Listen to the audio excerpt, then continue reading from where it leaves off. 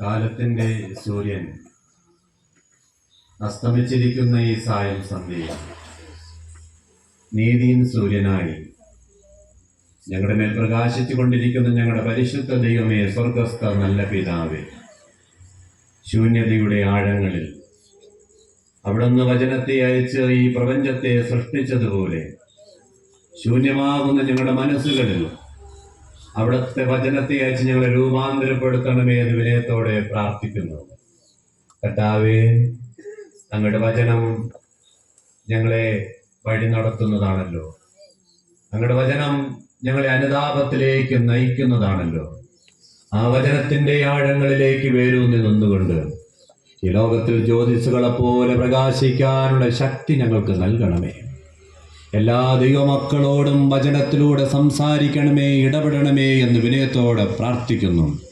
കർത്താവേ, അങ്ങയുടെ അത്ഭുത സാന്നിധ്യം അല്പസമയം അനുഭവിച്ചുകൊണ്ട്, അങ്ങയുടെ ശബ്ദം ശ്രവിച്ചുകൊണ്ട് ഒരുമിച്ച് ദൈവവചനത്തിൻ്റെ ആഴങ്ങളിലൂടെ സഞ്ചരിപ്പാൻ ഞങ്ങളെ സഹായിക്കണം.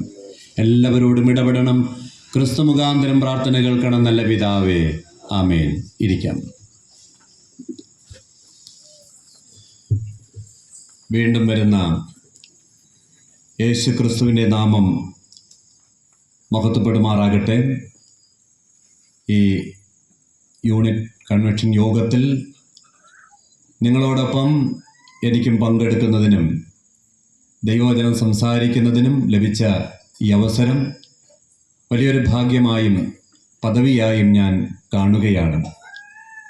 ഈ യോഗത്തിൽ അധ്യക്ഷത വഹിക്കുന്ന, ഞാനേറെ ഇഷ്ടപ്പെടുന്ന, ഒരുപാട് ബഹുമാനിക്കുകയും ചെയ്യുന്ന ഈ ഇടവകയുടെ അധ്യക്ഷനായിരിക്കുന്ന പ്രിയങ്കരനായ അച്ഛൻ, ഇടവക സെക്രട്ടറി, കമ്മിറ്റി മെമ്പേഴ്സ്, സഭാവിശ്വാസികളായി ഈ ഭവന അങ്കണത്തിൽ ഒത്തൊരുമയോടെ ഒത്തുകൂടിയിരിക്കുന്ന പ്രിയപ്പെട്ടവരെ, നല്ല പാട്ടുകൾ പാടി ആരാധനയെ ധന്യമാക്കുന്ന ഗായക അംഗങ്ങളെ, എല്ലാവരോടുമുള്ള നന്ദി ഞാൻ ഈ സമയം രേഖപ്പെടുത്തുകയാണ്. എല്ലാവരും ദൈവം അനുഗ്രഹിക്കട്ടെ എന്ന് ആത്മാർത്ഥമായി പ്രാർത്ഥിക്കുന്നു.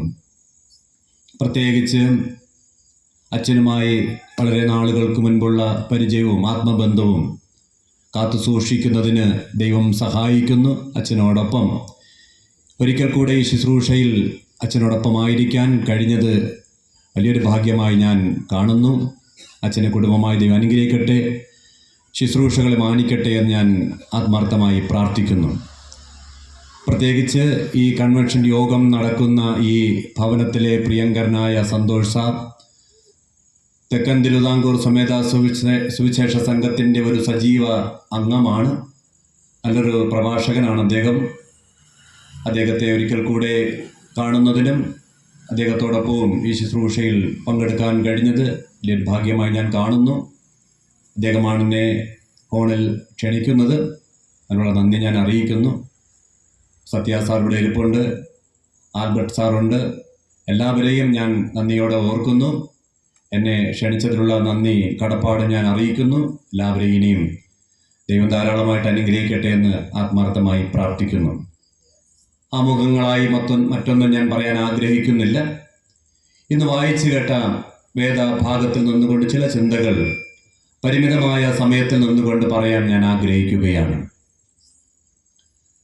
വേദപുസ്തക ചരിത്രത്തിലും വേദപുസ്തകത്തിലും നമ്മൾ വ്യക്തതയോടും കൃത്യതയോടും പഠിക്കുമ്പോൾ ഇസ്രായേലിൽ 12 ഗോത്രങ്ങൾ ഉണ്ടായിരുന്നു എന്നതാണ്.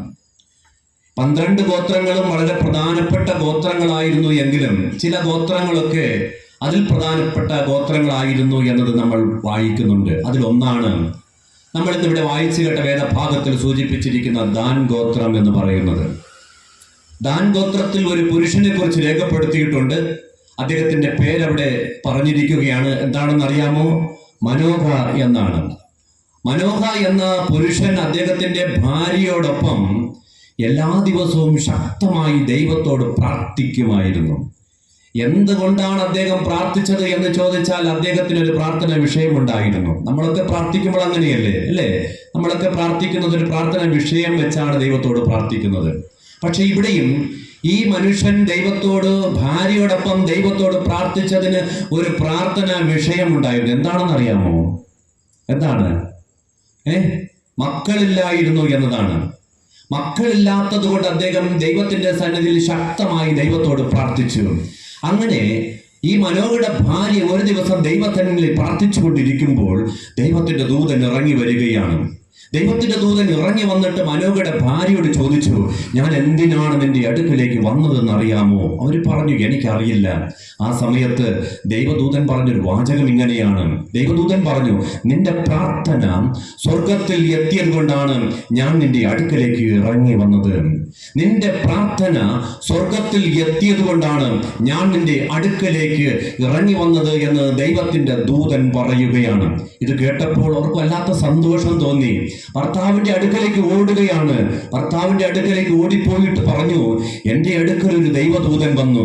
ആ ദൈവദൂതൻ പറഞ്ഞു, നിങ്ങൾ പ്രാർത്ഥിച്ച പ്രാർത്ഥനയുടെ മറുപടി 1 വർഷം കഴിയുമ്പോൾ നിങ്ങൾക്ക് ലഭിക്കും എന്ന ഉറപ്പ് തന്ന്, വാഗ്ദത്തം തന്ന് മടങ്ങിപ്പോയി എന്ന്. ഭർത്താവിനും സന്തോഷം തോന്നി. കാരണം അവരുടെ പ്രാർത്ഥനയ്ക്ക് മറുപടി ഉണ്ടാകാൻ പോവുകയാണ്. അതുകൊണ്ട് വളരെ സന്തോഷത്തോടെ രണ്ടുപേരും ഓടി വന്ന് മുട്ടുമടക്കി ദൈവത്തോട് വീണ്ടും പ്രാർത്ഥിച്ചു, ദൈവമേ, ഒരു പ്രാവശ്യം കൂടെ ദൈവദൂതനെ ഞങ്ങളുടെ അടുക്കിലേക്ക് അയക്കുമോ എന്ന് പ്രാർത്ഥിച്ചു. തീർച്ചയായും വചനം പഠിപ്പിക്കുന്നു, ആ പ്രാർത്ഥനയിൽ ദൈവസന്നിധിയിൽ എത്തിയിട്ട് ദൈവദൂതൻ വീണ്ടും അവരുടെ അടുക്കിലേക്ക് ഇറങ്ങി വന്നു. ആ സമയത്ത് മനോഹ ചോദിച്ചു, ഞങ്ങളോട് എന്താണ് പറയാനുള്ളത്? ആ സമയം ദൈവദൂതൻ പറഞ്ഞു, പറയാനുള്ള കാര്യങ്ങളെല്ലാം പറഞ്ഞു കഴിഞ്ഞു. അത് നിങ്ങൾ പ്രമാണിച്ച് അനുസരിച്ച് ജീവിച്ചാൽ മതി എന്ന ഉറപ്പും വാക്തത്വവും കൊടുത്തിട്ട് വീണ്ടും ദൈവദൂതൻ മടങ്ങി. അങ്ങനെ അനുഗ്രഹിക്കപ്പെട്ട ഒരു പുത്രനെ ദൈവം 1 വർഷം കഴിഞ്ഞപ്പോൾ അവർക്ക് കൊടുത്തു. ആ മകന്റെ പേരറിയാമോ? ശിംശോൻ എന്നാണ്. നിങ്ങൾ ബൈബിളൊന്നും വായിച്ചിട്ടില്ലേ? ഉറക്കെ പറയണം പേരുകൾ. ശിംശോൻ എന്നാണ്. ആ പേരിന്റെ അർത്ഥം സൂര്യനെ പോലെയുള്ളവൻ എന്നാണ്. സൂര്യനെ പോലെയുള്ളവൻ എന്ന അർത്ഥം വരുന്ന ശിംശോനെ ദൈവം കൊടുത്തു. ശിംശോൻ ആരോഗ്യമുള്ളവനാണ്, അല്ലേ? ആരോഗ്യമുള്ളവനാണ്, നല്ല ശക്തിയുള്ള ഒരു മനുഷ്യനായിരുന്നു. അദ്ദേഹത്തെ ആർക്കും തോൽപ്പിക്കാൻ കഴിയാത്ത ഒരു മനുഷ്യനായിരുന്നു. അങ്ങനെ അവൻ വളർന്നു ഒരു യൗവനക്കാരനായി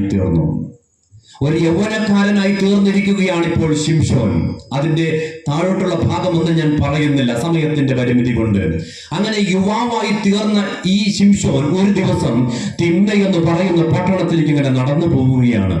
തിമ്ന എന്ന് പറയുന്ന പട്ടണത്തിലേക്ക് നടന്നു പോകുമ്പോൾ അവൻ ഒരു പെൺകുട്ടിയെ കണ്ടു.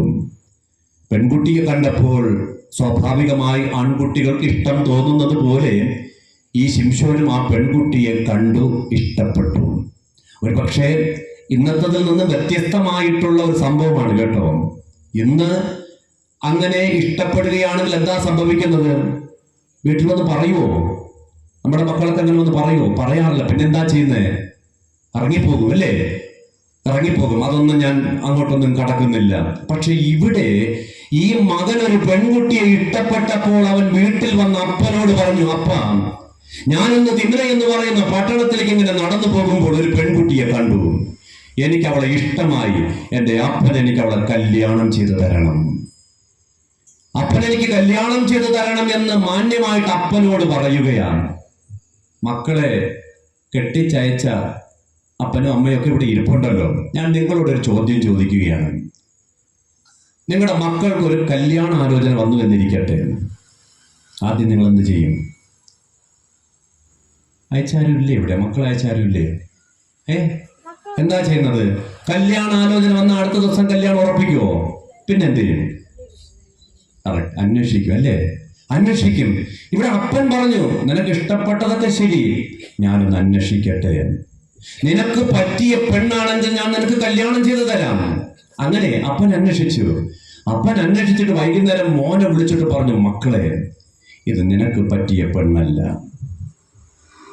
ഇത് നിനക്ക് പറ്റിയ പെണ്ണല്ല എന്ന് അപ്പൻ പറയുമ്പോൾ മോൻ ചോദിച്ചു, എന്താ അപ്പ കാര്യം? അല്ലേ, കാരണം ഉണ്ടാവണ്ടേ? എന്താ കാര്യം?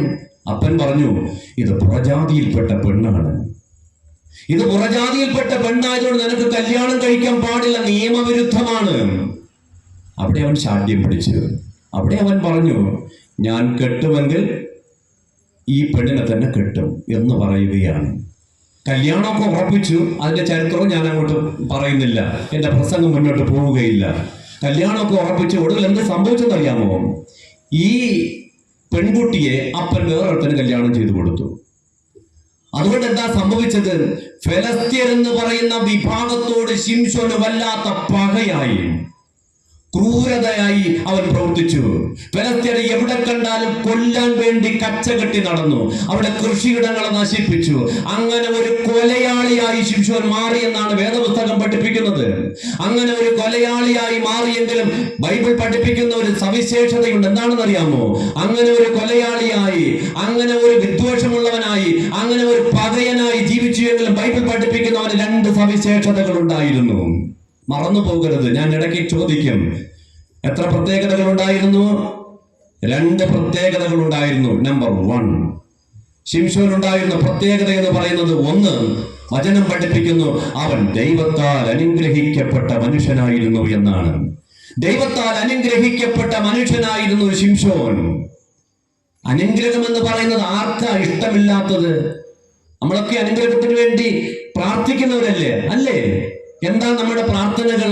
നമ്മളെന്താ പ്രാർത്ഥിക്കുന്നത്? ദൈവമേ എന്നെ അനുഗ്രഹിക്കണമേ, എൻ്റെ ഭർത്താവിനെ അനുഗ്രഹിക്കണമേ, എൻ്റെ ഭാര്യയെ അനുഗ്രഹിക്കണമേ, എൻ്റെ മക്കളെ അനുഗ്രഹിക്കണമേ, എൻ്റെ ജോലി അനുഗ്രഹിക്കണമേ, എൻ്റെ കുടുംബത്തെ അനുഗ്രഹിക്കണമേ, എൻ്റെ പള്ളിയെ അനുഗ്രഹിക്കണമേ, എൻ്റെ പള്ളിയിൽ അച്ഛനെ അനുഗ്രഹിക്കണമേ. ഇതൊക്കെ അല്ലേ അനുഗ്രഹത്തിന്റെ പ്രാർത്ഥനകളല്ലേ നമ്മൾ പ്രാർത്ഥിക്കുന്നത്? ഇതൊന്നും തെറ്റല്ല കേട്ടോ. അനുഗ്രഹത്തിന്റെ പ്രാർത്ഥനകളൊക്കെ പ്രാർത്ഥിക്കുന്നത് ശരിയായ കാര്യമാണ്. പക്ഷേ നമ്മൾ പ്രാർത്ഥിക്കുമ്പോൾ ദൈവം നമ്മളെ അനുഗ്രഹിക്കും. ദൈവം നമ്മളെ അനുഗ്രഹിക്കുമ്പോൾ നമ്മുടെ പ്രവർത്തനങ്ങൾ കൊണ്ട് ഈ അനുഗ്രഹം നഷ്ടപ്പെടുത്തി കളയരുതെന്ന് ബൈബിൾ പഠിപ്പിക്കുകയാണ്. നമ്മൾ പ്രാർത്ഥിച്ചാൽ ദൈവം കേൾക്കുന്ന ദൈവമാണ്, നമ്മളെ അനുഗ്രഹിക്കുന്ന ദൈവമാണ്. 128-ാം സങ്കീർത്തനം നിങ്ങൾ വായിച്ചിട്ടുണ്ടോ? ഇല്ലേ? എന്താ പറയുന്നത് അവിടെ? എന്താ പറയുന്നത്? യഹോവയെ ഭയപ്പെട്ട് ദൈവത്തിന്റെ വഴികളിൽ നടക്കുന്ന ഏവനും ഭാഗ്യവാൻ. നിന്റെ കൈകളുടെ അധ്വാന ഫലം നീ തിന്നും. നീ ഭാഗ്യവാൻ, നിനക്ക് നന്മ വരും.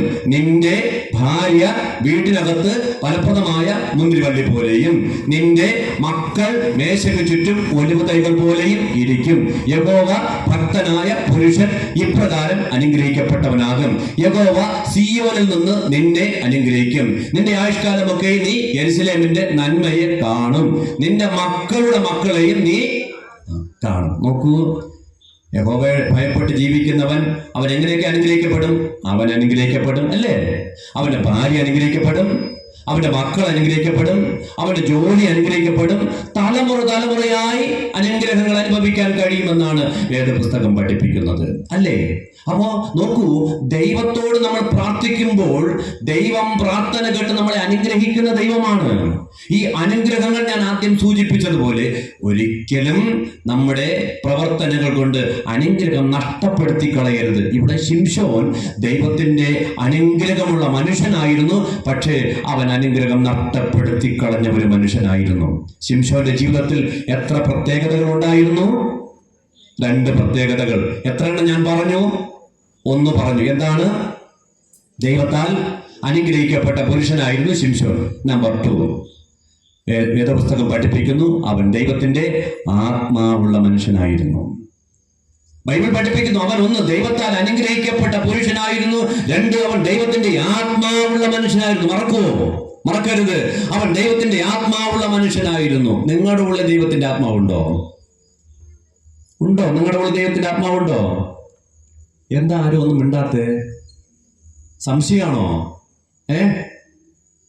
അയ്യട, ഞാനൊരു ഉദാഹരണം പറയാം. ഉണ്ടോ ഇല്ലയോ എന്നുള്ളത് ഇപ്പൊ അറിയാം. നിങ്ങളുടെ ഉള്ളിൽ ദൈവത്തിന്റെ ആത്മാവുണ്ടോ ഇല്ലയോ എന്നുള്ളത് ഇപ്പൊ അറിയാം. ഞാനൊരു ഉദാഹരണം പറയട്ടോ. ഒരു കള്ളം പറയാൻ പോകുന്നെന്ന് വിചാരിക്കുക. കള്ളം പറയാത്ത ആരെങ്കിലും ഉണ്ടോ ഇവിടെ? ഉണ്ടോ? കാട്ടാക്കടന്നേക്കോ നമ്മളിപ്പോ ആനാകുടത്തി എന്ന് പറയും, അല്ലേ? കൊച്ചു കള്ളങ്ങൾ എല്ലാവരും പറയുന്നവരാ. അപ്പോ കള്ളം പറയാത്ത ആരുമില്ല. നമ്മുടെ കള്ളം പറയാൻ ഇങ്ങനെ പോകുമ്പോ ദൈവത്തിന്റെ ആത്മാവ് നമ്മുടെ ഉണ്ടെങ്കിൽ ആ ആത്മാവ് എന്ത് പറയും? നീ പറയാൻ പോകുന്നത് കള്ളമാണ്, ശരിയല്ല എന്ന് പറയും, അല്ലേ? കാരണം നമുക്ക് കുറ്റബോധം നൽകുന്നതാരാ? ഉത്തരങ്ങൾ ശരിയാണ്, ആത്മാവല്ലേ? ഇവിടെ ആരോ പറഞ്ഞു ആത്മാവാണ്. യേശു പറഞ്ഞൊരു വാക്യം നിങ്ങൾക്ക് ഓർമ്മയുണ്ടോ? യേശു പറഞ്ഞൊരു വാക്യം ഇങ്ങനെയാണ്, കാര്യസ്ഥൻ എന്ന് പറഞ്ഞാൽ ആരാ? പരിശുദ്ധാത്മാവല്ലേ? അല്ലേ? ഈ പരിശുദ്ധാത്മാവ് നിന്റെ ഉള്ളിലേക്ക് വരുമ്പോൾ അവൻ പറയണം. പാപത്തെക്കുറിച്ചും നീതിയെക്കുറിച്ചും ന്യായവിധിയെക്കുറിച്ചും ലോകത്തിന് ബോധ്യം വരുത്തും, അല്ലേ? അപ്പോ ഈ പാപത്തെക്കുറിച്ച് ബോധ്യം വരുത്തുന്നത് ആരാ? പരിശുദ്ധാത്മാവല്ലേ? അല്ലേ? അപ്പോ നമ്മളൊരു കള്ളം പറയാൻ പോവുകയാണ്. ഈ കള്ളം പറയാൻ ഇങ്ങനെ ഒരുങ്ങുമ്പോൾ ദൈവത്തിന്റെ ആത്മാവ് നമ്മുടെ ഉള്ളിൽ ഉണ്ടെങ്കിൽ ആ ആത്മാവ് വരുന്നോണ്ട് പറയും, നീ പറയാൻ പോകുന്നത് കള്ളമാണ് എന്ന് പറയും. അപ്പൊ നമ്മൾ എന്ത് ചെയ്യണം? പറയരുത്, അല്ലേ? പറയരുത്. ഇന്ന് നമ്മളൊക്കെ മനുഷ്യരാണ്, നീതിമാൻ ആരുമില്ലല്ലോ. ആരെങ്കിലും ഉണ്ടോ? ആരുമില്ല. എല്ലാവരും പാപികളാണ്, കുറവുള്ളവരാണ്, കുറ്റമുള്ളവരാണ്. നമ്മൾ കള്ളം പറഞ്ഞു, ഒരു കൊച്ചു കള്ളം പറഞ്ഞു എന്നിരിക്കട്ടെ. ഇനി പറഞ്ഞു കഴിഞ്ഞാൽ നമ്മുടെ ഉള്ളിലിരിക്കുന്ന ആത്മാവ് എന്ത് പറയും? രണ്ടാമതെന്ത് പറയും? ആദ്യം പറയും നീ പറയാൻ പോകുന്നത് കള്ളമാണെന്ന് പറയും. രണ്ടാമതോ നീ പറഞ്ഞത് കള്ളമാണെന്ന് പറയും, അല്ലേ? നീ പറഞ്ഞത് കള്ളമാണ്, നീ പറഞ്ഞത് കള്ളമാണ്, നീ പറഞ്ഞത് കള്ളമാണെന്ന് ദൈവത്തിന്റെ ആത്മാവ് നമ്മുടെ ഉള്ളിൽ ഇരുന്നോണ്ട് പറയും. അപ്പൊ നമ്മൾ എന്ത് ചെയ്യണം? കർത്താവേ, അറിയാതെ പറഞ്ഞു പോയി, എന്നോട് ക്ഷമിക്കണമേ, പൊറുക്കണമേ എന്ന് ആരെങ്കിലും പ്രാർത്ഥിക്കുന്നു എങ്കിൽ അവരുടെ ഉള്ളിൽ ദൈവത്തിന്റെ ആത്മാവുണ്ട്. ചിലരൊക്കെ കള്ളം പറഞ്ഞാൽ ഞാൻ പറഞ്ഞത് തന്നെ സത്യം എന്ന് പറഞ്ഞുകൊണ്ടിരിക്കും, അല്ലേ? പാടില്ല. ഇനി നമുക്ക് അപ്പോഴൊന്നും പറയാൻ പറ്റിയില്ല. ഇനി മൂന്നാമതൊരിടം കൂടെ ഉണ്ട്. അതെവിടെയാ? എവിടെയാ? ആലയം, പള്ളി എന്ന് പറയുന്നത്, നമ്മുടെ ദേവാലയം എന്ന് പറയുന്നത്. അപ്പോൾ ഞായറാഴ്ച ദിവസം ആരാധനയുടെ ആദ്യ ഭാഗം എന്താണ്? പറയണം. ഇന്ന് രാവിലെ നിങ്ങൾ ആരാധനയിൽ പങ്കെടുത്തവരല്ലേ? ആരാധനയുടെ ആദ്യ ഭാഗം എന്താണ്? പാപാറിയിപ്പ്, പാപക്ഷമ പ്രഖ്യാപനം, അല്ലേ? പാപം ഏറ്റുചൊല്ലൽ, ഇതൊക്കെയല്ലേ? അപ്പൊ ആരാധന ആദ്യ ഭാഗം എന്ന് പറയുന്നത് കുറവുകളെ ഏറ്റുപറയാനുള്ള സമയമാണ്. എല്ലാ ഞായറാഴ്ചയും പുരോഹിതൻ പറയുന്ന ഒരു പ്രാർത്ഥന നിങ്ങൾ കേട്ടിട്ടുണ്ടോ? എന്താ? കർത്താവിൽ പ്രിയ സഹോദരങ്ങളെ, നമ്മുടെ പരമപിതാവായ സർവശക്തിയുള്ള ദൈവത്തിന്റെ അളവറ്റ കരുണയാലും സ്നേഹത്താലും നമ്മുടെ പാപങ്ങൾ മോചിക്കപ്പെടേണ്ടതിന് നാം ചെയ്തു പോയ പലവിധ പാപങ്ങളും കുറ്റങ്ങളും മറയ്ക്കാതെ താഴ്മയും അനുതാപവും അനുസരണമുള്ള ഹൃദയത്തോടെ ഏറ്റുപറയുവാൻ ദൈവവചനം നമ്മെ പ്രേരിപ്പിക്കുന്നു. ആയതുകൊണ്ട് നമുക്ക് എല്ലാവർക്കും വിശുദ്ധ ഹൃദയത്തോടും വിനയശബ്ദത്തോടും സ്വർഗീയ കൃപാസന സന്നിധിയിൽ നമ്മുടെ പാപങ്ങളെ ഏറ്റുപറയാം. കേട്ടിട്ടുണ്ടോ? ഇത് പറഞ്ഞിട്ട് അച്ഛൻ ഒരു വാചകം കൂടെ അതിനോട് ചേർത്ത് പറയും. എന്താണ്? ഒരു നിമിഷം നമുക്ക് എങ്ങനെ പ്രാർത്ഥിക്കാമെന്ന്? മൗനമായി പ്രാർത്ഥിക്കാം എന്ന് പറഞ്ഞാൽ നമ്മൾ ഈ ചെയ്ത തെറ്റുകളില്ലേ, ദൈവത്തോട് പറയുമ്പോൾ അടുത്തിരിക്കുന്ന ആൾ കേൾക്കണ്ട, അതിന്റെ ആവശ്യമില്ല. മൗനമായിട്ടെങ്കിലും ദൈവത്തോട് നമുക്ക് പ്രാർത്ഥിക്കാൻ പറ്റുന്നുണ്ടോ? അങ്ങനെ പുരോഹിതൻ മൗനമായി നമ്മുടെ കുറവുകളെ ഏറ്റു പറയാമെന്ന് പറയുമ്പോൾ എത്ര പേർക്ക് കുറ്റബോധം ഉണ്ടാകുന്നു? ഒരു ദീർഘശ്വാസം വിടാൻ നമുക്ക് പറ്റുന്നുണ്ടോ? ഇതെങ്കിലും പറ്റുന്നുണ്ടോ? അതൊരു കുറ്റബോധമാണ്. അപ്പോൾ ഇതുപോലെ നമുക്ക് പലപ്പോഴും പറ്റുന്നില്ല. പക്ഷെ ദൈവത്തിന്റെ ആത്മാവ് നമ്മുടെ ഉള്ളിലുണ്ടെങ്കിൽ നമ്മൾ ആ ആത്മാവിനൊക്കെ അവഗണിക്കുകയാണ് പലപ്പോഴും. പുതിയ നിയമ കാലഘട്ടത്തിൽ എല്ലാവരുടെയും ഉള്ളിൽ ദൈവത്തിന്റെ ആത്മാവുണ്ട്. പഴയ നിയമത്തിൽ അങ്ങനെ ഇല്ല. പഴയ നിയമത്തിൽ ചുരുക്കം പേർക്ക് മാത്രമേ ദൈവത്തിന്റെ ആത്മാവിനെ പ്രാപിക്കാൻ പറ്റിയിട്ടുള്ളൂ. അതുകൊണ്ടാണ് യോവേൽ പ്രവാചകൻ ഒരു പ്രവചനം നടത്തി. നിങ്ങൾ വായിച്ചു കേട്ടിട്ടുണ്ടോ? അന്ത്യകാലത്ത്, ബാക്കി പറയണം, സകല ജഡത്തിന്റെ മേലും എന്റെ ആത്മാവിനെ പകരും എന്ന് പറഞ്ഞാൽ പഴയ നിയമത്തിൽ സകല ജഡത്തിന്റെ മേൽ ആത്മാവില്ല. വന്നു പോകുന്ന ആത്മാവാണ്. വന്ന് കാര്യങ്ങൾ സാധിക്കും, ആത്മാവ് മടങ്ങിപ്പോകും. അതായിരുന്നു പഴയ നിയമ കാലഘട്ടത്ത്. പുതിയ നിയമ കാലഘട്ടത്തിലേക്ക് വരുമ്പോഴാണ് സ്ഥിരമായ ഒരു ആത്മാവ് നമുക്ക് ലഭ്യമായത്. പഴയ നിയമത്തിൽ ഒരു ഉദാഹരണം കൂടെ പറഞ്ഞ് ഞാൻ ഈ ഭാഗത്ത് നിന്ന് അടുത്ത ഭാഗത്തിലേക്ക് പ്രവേശിക്കാം. ഇസ്രായേലിലെ രണ്ടാമത്തെ രാജാവ് ആരാണ്? ഇസ്രായേലിലെ രണ്ടാമത്തെ രാജാവ് ദാവീദ്, അല്ലേ? ദാവീദ് ഒരു പാപം ചെയ്തു. എന്ത് പാപമാ ചെയ്തത്? ഊരിയാവിനെ കൊന്നിട്ട് അവന്റെ ഭാര്യ സ്വന്തമാക്കി, അല്ലേ? വായിച്ചിട്ടില്ലേ നിങ്ങളൊക്കെ? ഈ ദാവീദിന്റെ ഉള്ളിൽ ദൈവത്തിന്റെ ആത്മാവ് ഉണ്ടായിരുന്നോ? ഊരിയാവിനെ കൊന്നിട്ടാണ് അവന്റെ ഭാര്യ സ്വന്തമാക്കിയത്. അവന്റെ ഉള്ളിൽ ദൈവത്തിന്റെ ആത്മാവ് ഉണ്ടായിരുന്നോ? സംശയമാണല്ലേ? അപ്പോ അങ്ങനെ പാപം ചെയ്തുകൊണ്ട് അവൻ കുറ്റബോധമില്ലാതെ കൊട്ടാരത്തിൽ ജീവിക്കുകയാണ്. കൊട്ടാരത്തിൽ അങ്ങനെ ജീവിക്കുമ്പോ തെറ്റ് ചെയ്ത കുറ്റബോധം ഉണ്ടാവണ്ടേ? അപ്പോ സ്വയമായിട്ടുണ്ടാവാത്തത് കൊണ്ട് ദൈവം ഒരാളെ അയച്ചു. ആരെ അയച്ചു? നാഥാൻ എന്ന് പറയുന്ന പ്രവാചകൻ അയച്ചില്ലേ? അല്ലേ? നാഥാൻ എന്ന് പറയുന്ന ഒരു പ്രവാചകൻ കടന്നു പോവുകയാണ്. കൊട്ടാരത്തിലേക്ക് ഇങ്ങനെ നടന്നു പോകുമ്പോൾ ഈ രാജാവ് ഓടിച്ചെന്ന് സ്വീകരിച്ചു കൊണ്ടുവരികയാണ്. കാരണം എന്താണ് അറിയാമോ? പ്രവാചകൻ വരുന്നത് എന്താണ്? എന്തിനാണ്? ദൈവത്തിന്റെ അരുളപ്പാട് പറയാൻ വേണ്ടിയാണ്. ദൈവത്തിന്റെ അരുളപ്പാട് പറയാൻ വേണ്ടിയാണ് പ്രവാചകൻ വരുന്നത്. അത് കണ്ടപ്പോൾ അദ്ദേഹത്തിന് സന്തോഷം തോന്നി. ഓടിച്ചെന്ന് സ്വീകരിച്ച് കൊട്ടാരത്തിലേക്ക് കൊണ്ടിരുത്തി. എന്നിട്ട് ചോദിച്ചു, അങ്ങേക്ക് എന്നോട് എന്താണ് പറയാനുള്ള ദൈവത്തിന്റെ അരുളപ്പാട്? അപ്പോ പ്രവാചകൻ പറഞ്ഞു, എനിക്ക് അങ്ങയോട് അരുളപ്പാടൊന്നും പറയാൻ തോന്നുന്നില്ല, ഇപ്പോൾ എനിക്ക് അങ്ങയോടൊരു കഥ പറയാനാണ് തോന്നുന്നത്. അല്ലേ? വായിച്ചിട്ടില്ല ഭാഗം? അപ്പോ ദാവീദ് ചോദിക്കുകയാണ്, കഥയാണോ? ശരി, പറഞ്ഞോളൂ, പ്രവാചകനല്ലേ പറയുന്നത്, കഥ പറയണമെന്ന്, പറഞ്ഞോളൂ എന്ന് പറഞ്ഞു. അങ്ങനെ പ്രവാചകൻ ഒരു കുഞ്ഞു കഥ പറയുകയാണ്. എന്താ കഥ എന്ന് പറയുന്നത്? ഒരു ഗ്രാമത്തിൽ 2 മനുഷ്യർ താമസിച്ചിരുന്നു. അല്ലേ? ഒരു ഗ്രാമത്തിൽ 2 മനുഷ്യർ താമസിച്ചിരുന്നു. ഒരാൾ ധനികനായ മനുഷ്യൻ, ഒരാൾ പാവപ്പെട്ട മനുഷ്യൻ. അങ്ങനെ ഈ ധനികനായ മനുഷ്യനും പാവപ്പെട്ട മനുഷ്യനും ജീവിച്ചിരുന്നു. എങ്കിലും ധനികനായ മനുഷ്യന്റെ ആലയിൽ ധാരാളം ആടുകൾ ഉണ്ടായിരുന്നു. അല്ലേ? ആയിരക്കണക്കിന് ആടുകൾ ഉണ്ടായിരുന്നു എന്ന് വേണമെങ്കിൽ നമുക്ക് പറയാം. പക്ഷെ ഈ പാവപ്പെട്ടവന്റെ വീട്ടിൽ എത്ര ആടുണ്ടായിരുന്നു? 1. അല്ലേ? ഒരേ ഒരാളെ ഉണ്ടായിരുന്നുള്ളൂ. അങ്ങനെ ഇരിക്കുമ്പോ ഈ ധനവാനായ മനുഷ്യന്റെ വീട്ടിൽ 2 വിരുന്നുകാർ വന്നു. നമ്മുടെ വീട്ടിൽ വിരുന്നുകാർ വരാറുണ്ടോ? നമ്മൾ എന്ത് ചെയ്യും? പയർക്കഞ്ഞി വെച്ച് കൊടുക്കുവോ? നല്ല ഭക്ഷണം ഉണ്ടാക്കി കൊടുക്കില്ലേ? അല്ലേ? നമ്മുടെ വീട്ടിൽ ഒരു 50 കോഴി നിൽക്കുന്നു വിചാരിക്കുക. നമ്മൾ എന്ത് ചെയ്യും? ഒരു വിരുന്നുകാരൻ വരുമ്പോൾ അതിൽ നിന്നൊരു കോഴിയൊക്കെ പിടിച്ച് റെഡിയാക്കി കൊടുക്കും. അല്ലേ? നമ്മുടെ വീട്ടിൽ കോഴിയില്ലെങ്കിൽ ചെന്ന് നമ്മൾ കടയിൽ പോയി വാങ്ങും. അല്ലെങ്കിൽ അതുമല്ലെങ്കിൽ നമ്മൾ തൊട്ടടുത്ത വീട്ടിൽ ചെന്ന് ചിലപ്പോൾ വാങ്ങും. അല്ലേ? ഇതൊക്കെയല്ലേ നമ്മൾ ചെയ്യാറുള്ളത്. ഇവിടെ എന്താ സംഭവിച്ചത്? ഇവിടെ ഈ ധനവാനായ മനുഷ്യന്റെ വീട്ടിൽ 2 വിരുന്നുകാർ വന്നപ്പോ ഇവന്റെ വീട്ടിൽ ആയിരക്കണക്കിന് ആടുണ്ട്. അതിലൊന്നും ഞാൻ പിടിച്ചില്ല. ഇവൻ പമ്മി പമ്മി പമ്മി പമ്മി മതിൽ ചാടി അപ്പുറത്ത് പോയി. അവിടെ എത്ര എണ്ണം ഉണ്ട്? 1 എണ്ണം ഉണ്ട്. അതിനെ ചെന്ന് പിടിച്ചു. അതിനെ കൊന്ന് ഇവന്റെ വീട്ടിൽ വന്നവർക്ക് ഭക്ഷണം കൊടുത്തു. ന്യായമായിട്ട് നമുക്ക് തോന്നുന്നുണ്ടോ? അന്യായമല്ലേ ഇവൻ ചെയ്തത്? അല്ലേ? അന്യായമായി ചെയ്തത്. അപ്പോ ഇത് കേട്ടപ്പോൾ രാജാവ് കോപം കൊണ്ട് ചാടി എഴുന്നേറ്റു. അങ്ങനെ ഒരുത്തൻ ചെയ്തിട്ടുണ്ടെങ്കിൽ അവൻ ജീവിച്ചിരിക്കാൻ പാടില്ല എന്ന് ഇങ്ങനെ രാജാവ് കോപം കൊണ്ട് അലറി ചാടി എഴുന്നേറ്റിട്ട് പറയുമ്പോ പ്രവാചകൻ എന്താ പറഞ്ഞത്? You are the man. അല്ലേ? ആ മനുഷ്യൻ നീയാണ്. അവന് വല്ലതും പിടികിട്ടിയോ? അവനൊന്നും പിടികിട്ടിയില്ല. ഇതെന്താണ് ഈ പറയുന്നത് എന്ന് പ്രവാചകൻ പച്ചയ്ക്ക് പറയാത്തതാണ്. പച്ചയ്ക്ക് പറഞ്ഞ് എന്തിനാ അവനെ മാനം കെടുത്തുന്നത്? ഇസ്രായേൽ 2ാമത്തെ രാജാവല്ലേ? അതുകൊണ്ട് അവർ കഥയിലൂടെ പറഞ്ഞ് അവനെ ബോധ്യപ്പെടുത്തി കൊടുത്തത്. പച്ചയ്ക്ക് പറഞ്ഞെങ്കിൽ എന്തിനു പറയണം? നീ മറ്റൊരുത്തന്റെ ഭാര്യയെ വെച്ചോണ്ടിരിക്കുകയല്ലേ എന്നാ പച്ചയ്ക്ക് പറയേണ്ടത്. അത് പറയാതെ അവനൊരു കഥയിലൂടെ പറഞ്ഞ് മനസ്സിലാക്കി കൊടുത്തു. എന്നിട്ടും അവനൊന്നും മനസ്സിലായില്ല.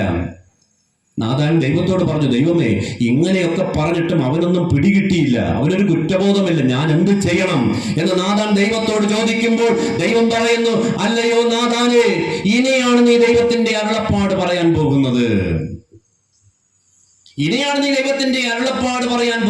നാഥാൻ ചോദിച്ചു, ഞാൻ എന്താ പറയേണ്ടത്? അപ്പോൾ ദൈവം പറഞ്ഞു, നീ രാജാവിന്റെ മുഖത്ത് നോക്കി പറയണം, ഊരിയാവിന്റെ ഭാര്യയിൽ അങ്ങേക്ക് ജനിച്ച മകൻ മരിച്ചു പോകും എന്ന് പറഞ്ഞിട്ട് കൊട്ടാരത്തിന്റെ പടിയിറങ്ങിക്കൂ എന്ന് പറഞ്ഞു. ഇത് പറയാൻ പോകുന്നത് ആരോടാ? രാജാവിനോടാ പറയാൻ പോകുന്നത്. ചെറിയ കാര്യമാണോ? മോൻ മരിച്ചു പോകുമെന്ന് ചെറിയ കാര്യമാണോ ഈ പറയാൻ പോകുന്നത്? രാജാവിന് ഇഷ്ടപ്പെട്ടില്ലെങ്കിലോ തലവെട്ടിക്കളയില്ലേ? പക്ഷെ പറയാൻ പറഞ്ഞതാരാ? ദൈവമാണ് പറയാൻ പറഞ്ഞത്. അതുകൊണ്ട് നാഥാൻ പ്രവാചകൻ ഒട്ടും മടിച്ചില്ല. രാജാവിന്റെ മുഖത്ത് നോക്കി, അല്ലയോ രാജാവേ, ദൈവം പറയുന്നു, ഇങ്ങനെ ഊരിയാവിന്റെ ഭാര്യയിൽ അങ്ങേക്ക് ജനിച്ച മകൻ മരിച്ചു പോകും. ഇത് പറഞ്ഞിട്ട് അദ്ദേഹം കൊട്ടാരത്തിന്റെ പടിയിറങ്ങി. മോൻ മരിച്ചു പോകുമെന്ന് കേട്ടാൽ കരയാത്ത അപ്പനുണ്ടോ? നിലവിളിക്കാത്ത അപ്പനുണ്ടോ? ഇല്ല. ഈ അപ്പനും നിലവിളിക്കാൻ തുടങ്ങി. ഈ അപ്പൻ പ്രാർത്ഥിക്കാൻ തുടങ്ങി. ഒരു അനുതാപമില്ലാത്ത, ഒരു കുറ്റബോധമില്ലാത്ത, ഒരു പശ്ചാത്താപമില്ലാത്ത ഒരു പ്രാർത്ഥന. അവനിങ്ങനെ പ്രാർത്ഥിക്കുകയാണ്, ദൈവമേ, എന്റെ മകനെ കൊല്ലരുതേ, അവനെ എനിക്ക് ജീവനോടെ വേണം. പ്രാർത്ഥന 2-ാം ദിവസത്തിലേക്ക് പ്രവേശിച്ചു. അന്നും പ്രാർത്ഥിച്ചു, ദൈവമേ എന്റെ മകനെ കൊല്ലരുത്, അവനെ എനിക്ക് ജീവനോടെ വേണം. പ്രാർത്ഥന 3-ാം ദിവസം, അന്നും പ്രാർത്ഥിച്ചു, ദൈവമേ എന്റെ മകനെ കൊല്ലരുത്, അവനെ എനിക്ക് ജീവനോടെ വേണം. പ്രാർത്ഥന 4-ാം ദിവസം, അന്നും പ്രാർത്ഥിച്ചു, ദൈവമേ എന്റെ മകനെ കൊല്ലരുത്, അവനെ എനിക്ക് ജീവനോടെ വേണം. പ്രാർത്ഥന 5-ാം ദിവസം, അന്നും പ്രാർത്ഥിച്ചു, ദൈവമേ എന്റെ മകനെ കൊല്ലരുത്, അവനെ എനിക്ക് ജീവനോടെ വേണം. പ്രാർത്ഥന 6-ാം ദിവസം, അന്നും പ്രാർത്ഥിച്ചു, ദൈവമേ എന്റെ മകനെ കൊല്ലരുത്, അവനെ എനിക്ക് ജീവനോടെ വേണം. പ്രാർത്ഥന 7-ാം ദിവസം, അന്നും പ്രാർത്ഥിച്ചു, ദൈവമേ എന്റെ മകനെ കൊല്ലരുത്, അവനെ എനിക്ക് ജീവനോടെ വേണം. എത്ര ദിവസം പ്രാർത്ഥിച്ചു? 7 ദിവസം പ്രാർത്ഥിച്ചു. മകൻ ജീവിച്ചോ? ജീവിച്ചോ? ഇല്ല. വചനം പഠിപ്പിക്കുന്നു, 7-ാമത്തെ ദിവസമായപ്പോൾ മകൻ മരിച്ചുപോയി. മകൻ മരിച്ചു എന്ന് കേട്ടപ്പോൾ ബൈബിൾ പഠിപ്പിക്കുന്നു, അവൻ എഴുന്നേറ്റു, ചെന്ന് കുളിച്ചു, പുതിയ വസ്ത്രമിട്ടു. എങ്ങോട്ട് പോയെന്നറിയാമോ? പള്ളിയിലേക്ക് പോയി. മകൻ മരിച്ചു എന്ന് കേട്ടപ്പോൾ അവൻ എഴുന്നേറ്റു, ചെന്ന് കുളിച്ചു, പുതിയ വസ്ത്രമിട്ടുകൊണ്ട് അവൻ പള്ളിയിലേക്ക് പോയി. പള്ളിയിൽ പോയിട്ട് ആലയത്തിന്റെ അൾത്താരുടെ മുന്നിൽ അവൻ മുട്ടുമടക്കിയിട്ട് ദൈവത്തോടൊരു പ്രാർത്ഥന നടത്തി. അനുതാപത്തിന്റെ പ്രാർത്ഥന, കുറ്റബോധത്തിന്റെ പ്രാർത്ഥന. അവൻ ദൈവത്തോട് പ്രാർത്ഥിക്കുകയാണ്, ദൈവമേ നിന്റെ ദയയ്ക്ക് തക്കവണ്ണം എന്നോട് കൃപയുണ്ടാകണമേ, നിന്റെ കരുണയുടെ ബഹുത്വപ്രകാരം എന്റെ ലംഘനങ്ങളെ മായിച്ചു കളയണമേ, എന്നെ നന്നായി കഴുകി എന്റെ അകർത്യം പോക്കണമേ, എന്റെ പാപം നീക്കി എന്നെ വെടിപ്പാക്കണമേ. എന്റെ ലംഘനങ്ങളെ ഞാൻ അറിയുന്നു, എന്റെ പാപം എപ്പോഴും എന്റെ മുമ്പിൽ ഇരിക്കുന്നു. അങ്ങയോടല്ലോ ഞാൻ പാപം ചെയ്തത്, അങ്ങേക്ക് അനിഷ്ടമായത് ഞാൻ ചെയ്തിരിക്കുന്നു. സംസാരിക്കുമ്പോൾ അങ്ങ് നീതിമാനായും വിധിക്കുമ്പോൾ ഞാൻ നിർമ്മലനായും ഇരിക്കേണ്ടതിന് തന്നെ ഇതാ ഞാൻ അകൃത്യത്തിൽ ഉരുവായി, പാപത്തിൽ എന്റെ അമ്മ എന്റെ ഗർഭം ധരിച്ചു. അന്തർഭാഗത്തിലെ സത്യമല്ലോ അങ്ങ് ഇച്ഛിക്കുന്നത്, അന്തരംഗത്തിൽ എന്നെ ഞാൻ അനുഗ്രഹിപ്പിക്കണമേ. ഞാൻ നിർമ്മലനാകേണ്ടതിന് ഈ സോപ്പ് കൊണ്ട് എന്നെ ശുദ്ധീകരിക്കണമേ, ഞാൻ ഹിമത്തേക്കാൾ വെളുക്കേണ്ടതിന് എന്നെ കഴുകണമേ എന്ന് പറയുന്ന കുറ്റബോധത്തിന്റെ പ്രാർത്ഥന. അവന്റെ ഉള്ളിൽ ദൈവത്തിന്റെ ആത്മാവ് ഉണ്ടായിരുന്നോ? ആ പ്രാർത്ഥനയിൽ ഒരു വാചകം കൂടെ അവൻ കൂട്ടിച്ചേർത്ത് പ്രാർത്ഥിച്ചു. നിങ്ങൾ വായിച്ചിട്ടുണ്ടല്ലോ, ഞാൻ തുടങ്ങും, നിങ്ങൾ ബാക്കി പറയണം. നിന്റെ പരിശുദ്ധാത്മാവിനെ എന്നിൽ നിന്ന് എടുക്കരുത്. അപ്പോൾ അവന്റെ ഉള്ളിൽ ഉണ്ടായിരുന്നു. ദാവീദിന്റെ ഉള്ളിൽ ദൈവത്തിന്റെ ആത്മാവ് ഉണ്ടായിരുന്നു. അവൻ പറയുകയാ, എന്റെ ഉള്ളിൽ ഇരിക്കുന്ന ദൈവത്തിന്റെ, എന്റെ പരിശുദ്ധാത്മാവിനെ എന്നിൽ നിന്ന് എടുക്കരുത്. അനുതാപമില്ലാതെ കുറ്റബോധമില്ലാതെയുള്ള പ്രാർത്ഥനകളൊന്നും ദൈവം കേൾക്കുകയില്ല എന്ന് ഞാൻ പറയാൻ ആഗ്രഹിക്കുകയാണ്. പ്രാർത്ഥനയല്ല എന്റെ വിഷയം. ഇവിടെ നോക്കൂ, ദൈവത്തിന്റെ ആത്മാവുള്ള ശിംശോൻ വലിയൊരു തെറ്റ് ചെയ്തിട്ട് ഏറ്റവും കൂടുതൽ കുറ്റബോധമുണ്ടായി. സമയം കഴിഞ്ഞു. കുറ്റബോധം ഉണ്ടാകേണ്ട സമയത്ത് കുറ്റബോധം ഉണ്ടായില്ലെങ്കിൽ പിന്നെ നമ്മൾ സങ്കടപ്പെട്ടിട്ട് കാര്യമില്ല. നോക്കൂ, നമ്മളൊക്കെ ദൈവത്തിന്റെ ആത്മാവുള്ള മനുഷ്യരാണ്.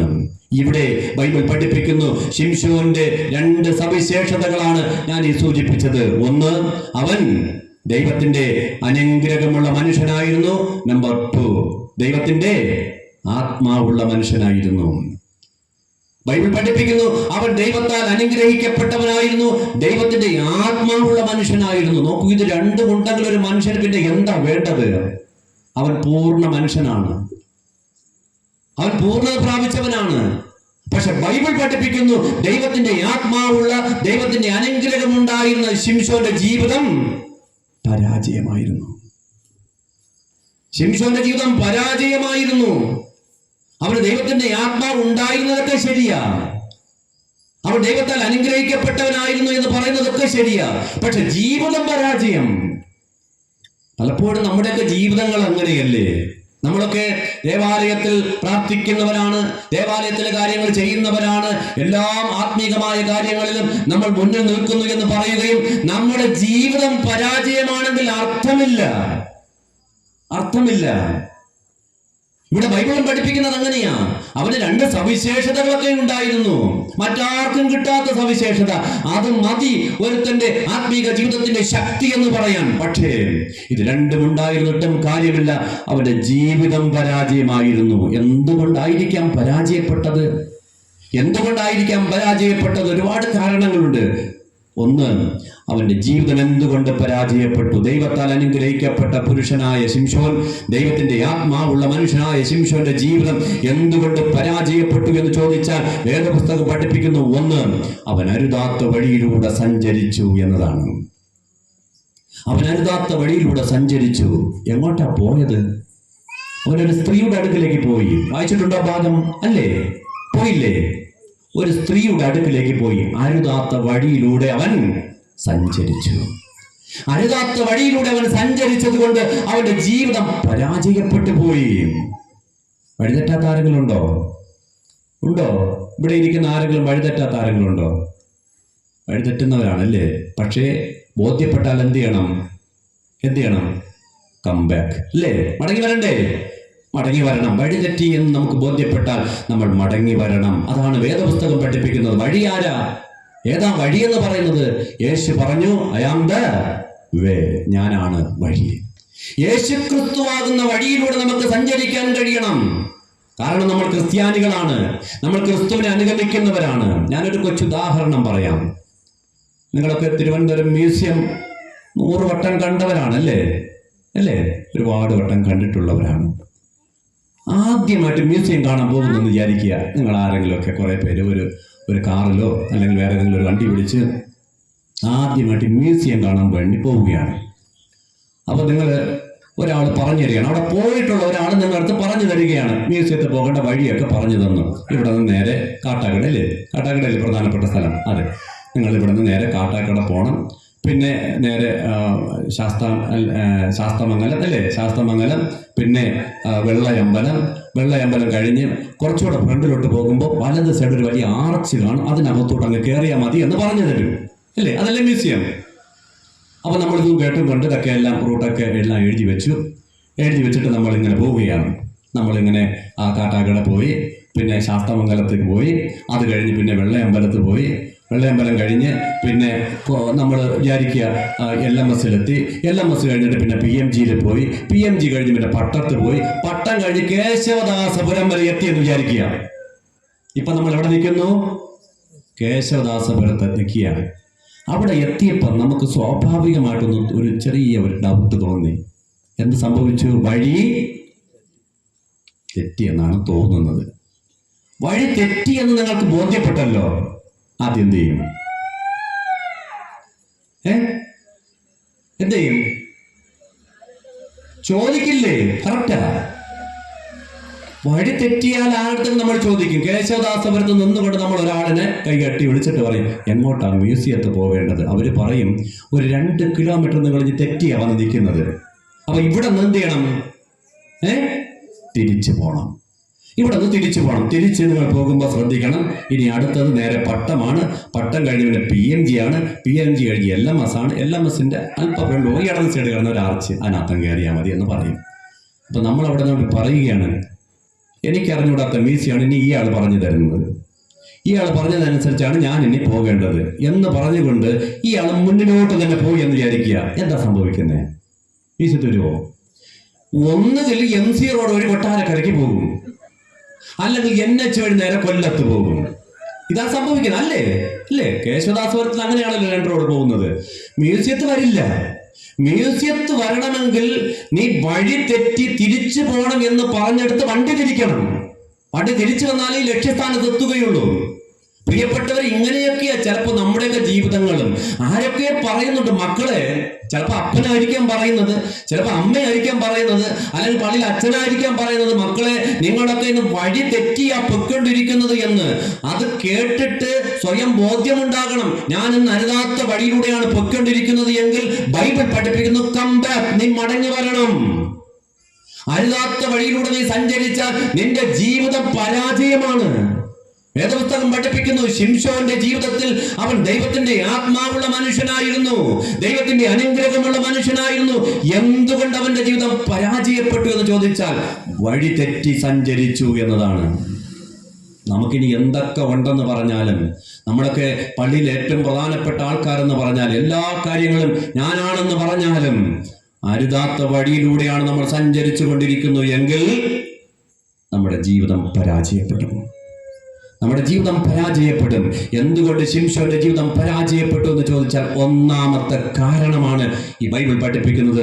അവൻ അരുതാത്ത വഴിയിലൂടെ സഞ്ചരിച്ചു, അവൻ ഒരു സ്ത്രീയുടെ അടുക്കലേക്ക് ഇങ്ങനെ യാത്ര ചെയ്തു എന്നതാണ്. ഭൗതികമായ സുഖത്തിന് വേണ്ടി ഒരു സ്ത്രീയുടെ അടുക്കലേക്ക് യാത്ര ചെയ്തു പോയ മനുഷ്യനെ കുറിച്ച് ബൈബിൾ പഠിപ്പിക്കുന്നത്. അവൻ ആരായിരുന്നു എന്ന് ചോദിച്ചാൽ ദൈവത്തിന്റെ അനുഗ്രഹമുള്ളവനും ദൈവത്തിന്റെ ആത്മാവുള്ള മനുഷ്യനുമായിരുന്നു. അവന്റെ ജീവിതം പരാജയപ്പെട്ടു. നമ്പർ 2, എന്തുകൊണ്ട് ശിംശോന്റെ ജീവിതം പരാജയപ്പെട്ടു? പറയാൻ പാടില്ലാത്തത് അവൻ പറഞ്ഞു എന്നതാണ്. പറഞ്ഞോ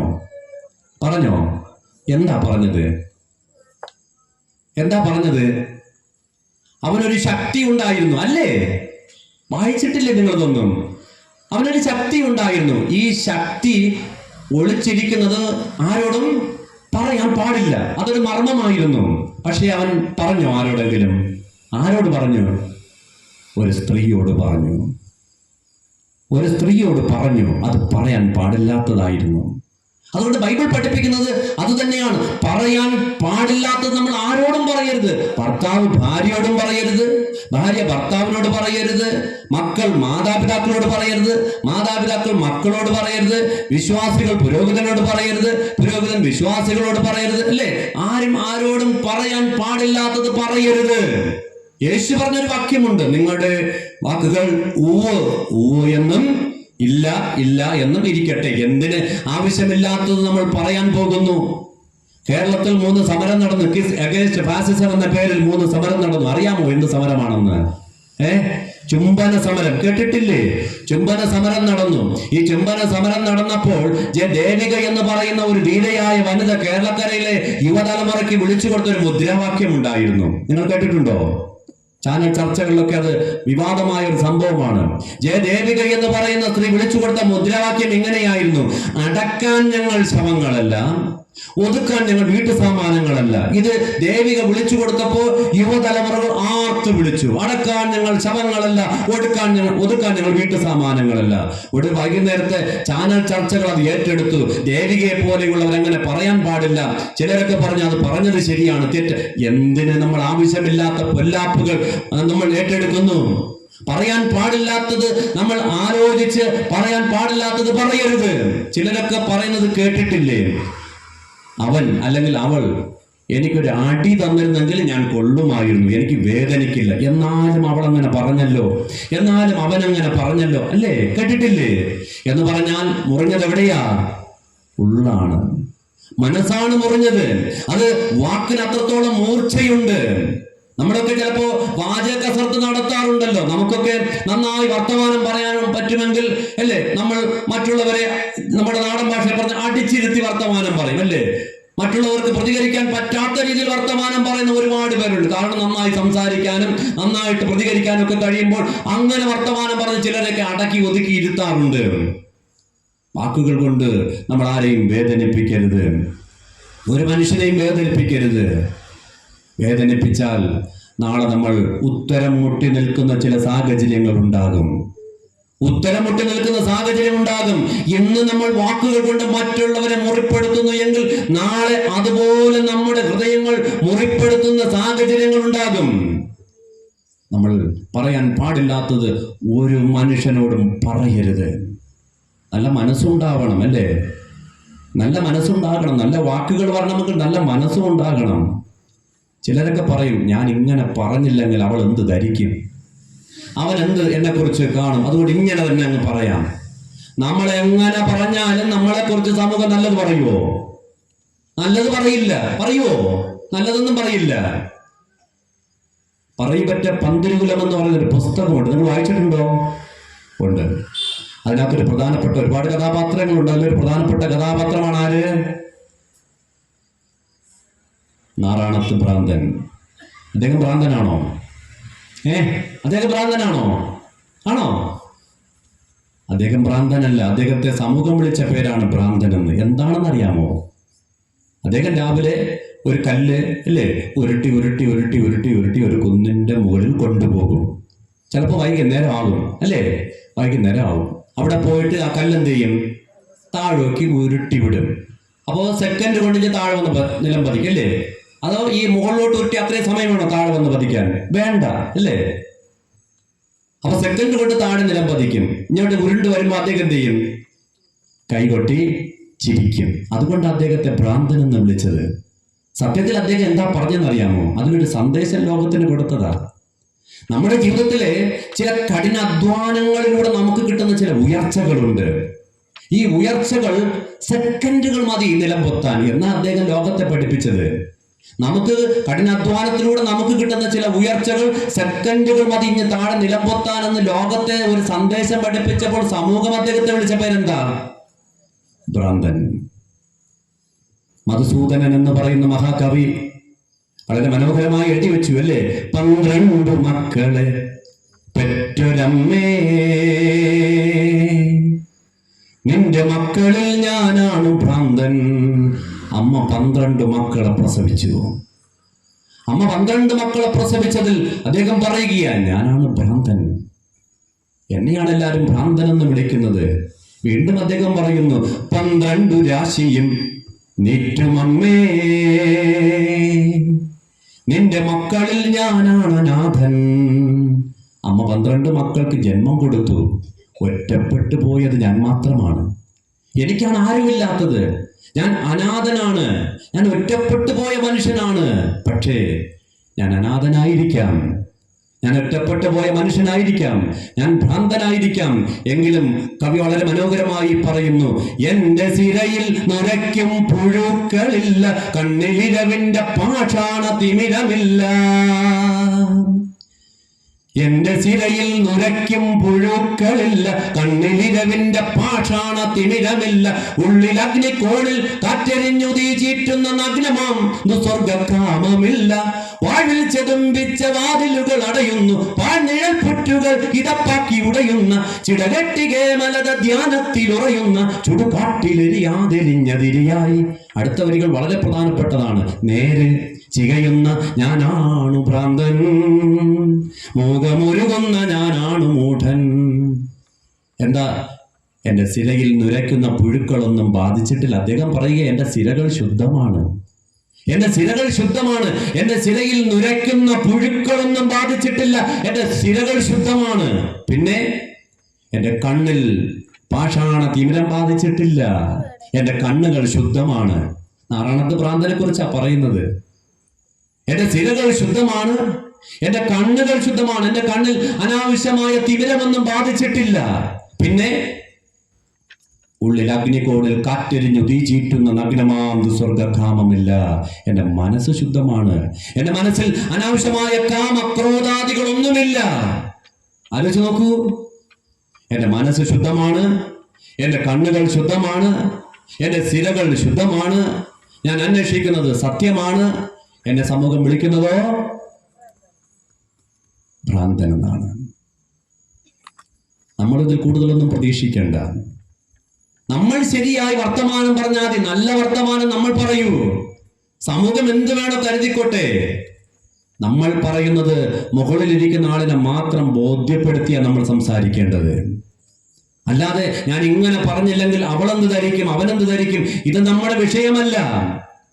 നല്ല വാക്കുകൾ പറയാൻ, മറ്റുള്ളവരെ ആശ്വസിപ്പിക്കുന്ന വാക്കുകൾ പറയാൻ, സാരമില്ല എന്ന് പറഞ്ഞ് ചേർത്ത് നിർത്താനൊക്കെ നമുക്ക് കഴിയുന്നു എങ്കിൽ തീർച്ചയായും അവിടെയാണ് ഒരു ദൈവിക സാന്നിധ്യം നമുക്ക് അനുഭവിക്കാൻ കഴിയുന്നത്.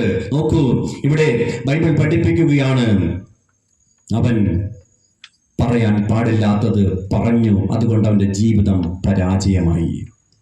3, എന്തുകൊണ്ട് ദൈവത്തിന്റെ ആത്മാവുള്ള, ദൈവത്തിന്റെ അനുഗ്രഹമുള്ള ശിംശോന്റെ ജീവിതം പരാജയപ്പെട്ടു പോയെന്ന് ചോദിച്ചാൽ മൂന്നാമത് ഒരു കാരണമുണ്ട്. ഉടമ്പടി തെറ്റിച്ചു എന്നതാണ്. ഉടമ്പടി തെറ്റിച്ചു എന്നതാണ്. എന്താ ഉടമ്പടി? ന്യായപ്രമാണ പ്രകാരം അശുദ്ധമായത് തിന്നരുത്, വീഞ്ഞോ മദ്യമോ കുടിക്കരുത്, ശവത്തിൽ തൊടരുത്, തലയിൽ ക്ഷൗരക്കത്തി തൊടരുത്. 4 പ്രമാണത്തിനും കൂടെ ഒരു പദമാണ് ബൈബിൾ നൽകിയിരിക്കുന്നത്. എന്ത് പദമാണ്? നാസീർ വ്രതം. ഈ നാസീർ വ്രതം എന്ന് പറഞ്ഞാൽ ഇങ്ങനെയാ, ഈ 4 പ്രമാണം അടങ്ങിയതാണ്. അത് തെറ്റിയോ? തെറ്റിയോ? ഏതാ തെറ്റിയതിൽ? 4 ഏതാ തെറ്റിയത്? തലയിൽ ക്ഷൗരക്കത്തി തൊട്ടോ? അല്ലേ? തൊട്ടു. തൊട്ടപ്പോൾ ഉടമ്പടി തെറ്റി. ഉടമ്പടി തെറ്റി. ഉടമ്പടി തെറ്റാം. അല്ലെ? നമ്മൾക്ക് ഉടമ്പടി എടുക്കാറില്ലേ? നമുക്കൊരു ഉടമ്പടി ഞായറുണ്ട്. എപ്പോഴാ? ഒരു ആരാധന ക്രമമുണ്ട് അതിന്, അറിയില്ലേ? ഇവിടെ പറഞ്ഞു, ജനുവരി 1 ഞായർ. എല്ലാ വർഷവും ആദ്യ ഞായർ ഉടമ്പടി പുതുക്കാനുള്ള ഞായറാണ്. നമ്മുടെ തെറ്റിപ്പോയ ഉടമ്പടികളൊക്കെ നമുക്കൊന്ന് പുതുക്കാൻ കഴിയണം. അതിനു വേണ്ടിയാണ് ഉടമ്പടി ഞായർ വെച്ചിരിക്കുന്നത്. ഉടമ്പടി തെറ്റാം, പുതുക്കണം.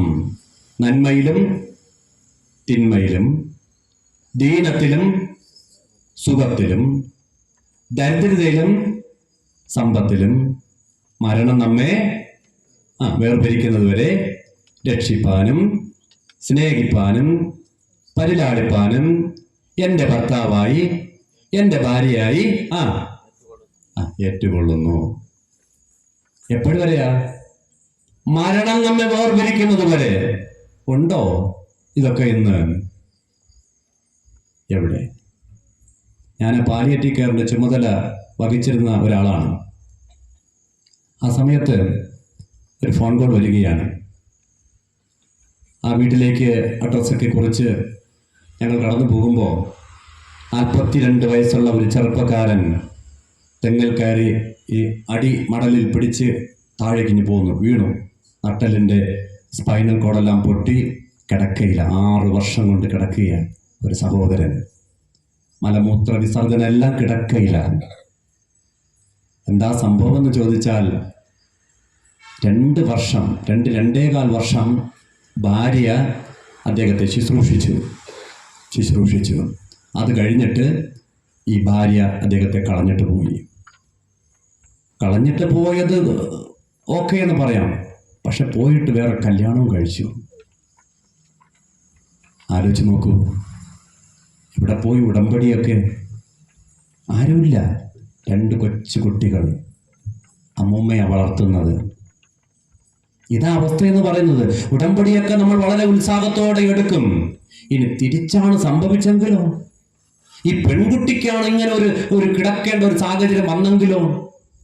നമ്മളൊക്കെ ചിലപ്പോൾ 2 വാദം പറയുമായിരിക്കും. അവളൊരു ചെറുപ്പക്കാരിയല്ലേ എന്നൊക്കെ നമ്മൾ പറയുമായിരിക്കാം. ഓക്കെ, ശരിയാ. പക്ഷേ കരുതാനും സ്നേഹിക്കാനും ഒക്കെ ആർക്ക് എപ്പോഴാണ് രോഗങ്ങളും ദുരിതങ്ങളും അപകടങ്ങളും അനർത്ഥങ്ങളും വരുന്നു എന്ന് പറയാൻ പറ്റില്ല.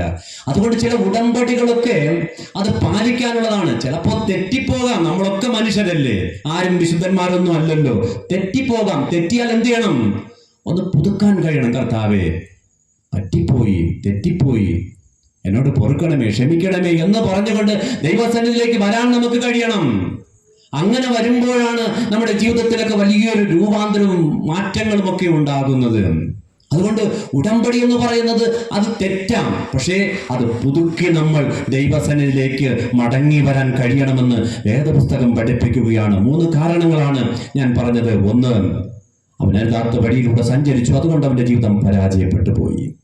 2, പറയാൻ പാടില്ലാത്തത് പറഞ്ഞു, അതുകൊണ്ട് അവന്റെ ജീവിതം പരാജയപ്പെട്ടു പോയി. 3, ഉടമ്പടി തെറ്റിച്ചു, അതുകൊണ്ട് അവന്റെ ജീവിതം പരാജയപ്പെട്ടു പോയി. നമ്പർ 4, എന്തുകൊണ്ട് ദൈവത്തിന്റെ അനുഗ്രഹമുള്ള ദൈവത്തിന്റെ ആത്മാവുള്ള ശിംശോന്റെ ജീവിതം പരാജയപ്പെട്ടു പോയി എന്ന് ചോദിച്ചാൽ ബൈബിൾ പഠിപ്പിക്കുന്ന ഒരു 4ാമത്തെ കാരണമുണ്ട്. എന്താണ് കാരണം? രക്ഷപ്പെടാൻ 1-ലധികം പ്രാവശ്യം അവസരം കിട്ടിയിട്ടും പാഴാക്കി എന്നതാണ്. രക്ഷപ്പെടാൻ 1-ലധികം പ്രാവശ്യം അവസരം കിട്ടിയിട്ടും പാഴാക്കിയത് കൊണ്ടാണ് അവന്റെ ജീവിതം പരാജയപ്പെട്ടു പോയത്. ദൈവം ആരെയും ഒറ്റയടിക്ക് ഒരു തെറ്റ് ചെയ്തെന്ന് പറഞ്ഞുകൊണ്ട് ശിക്ഷിക്കുമെന്ന് ഞാൻ കരുതുന്നില്ല. കർത്താവ് വ്യഭിചാര കുറ്റത്തിൽ പിടിച്ച സ്ത്രീയോട് പറഞ്ഞു, പോക, ഇനിമേൽ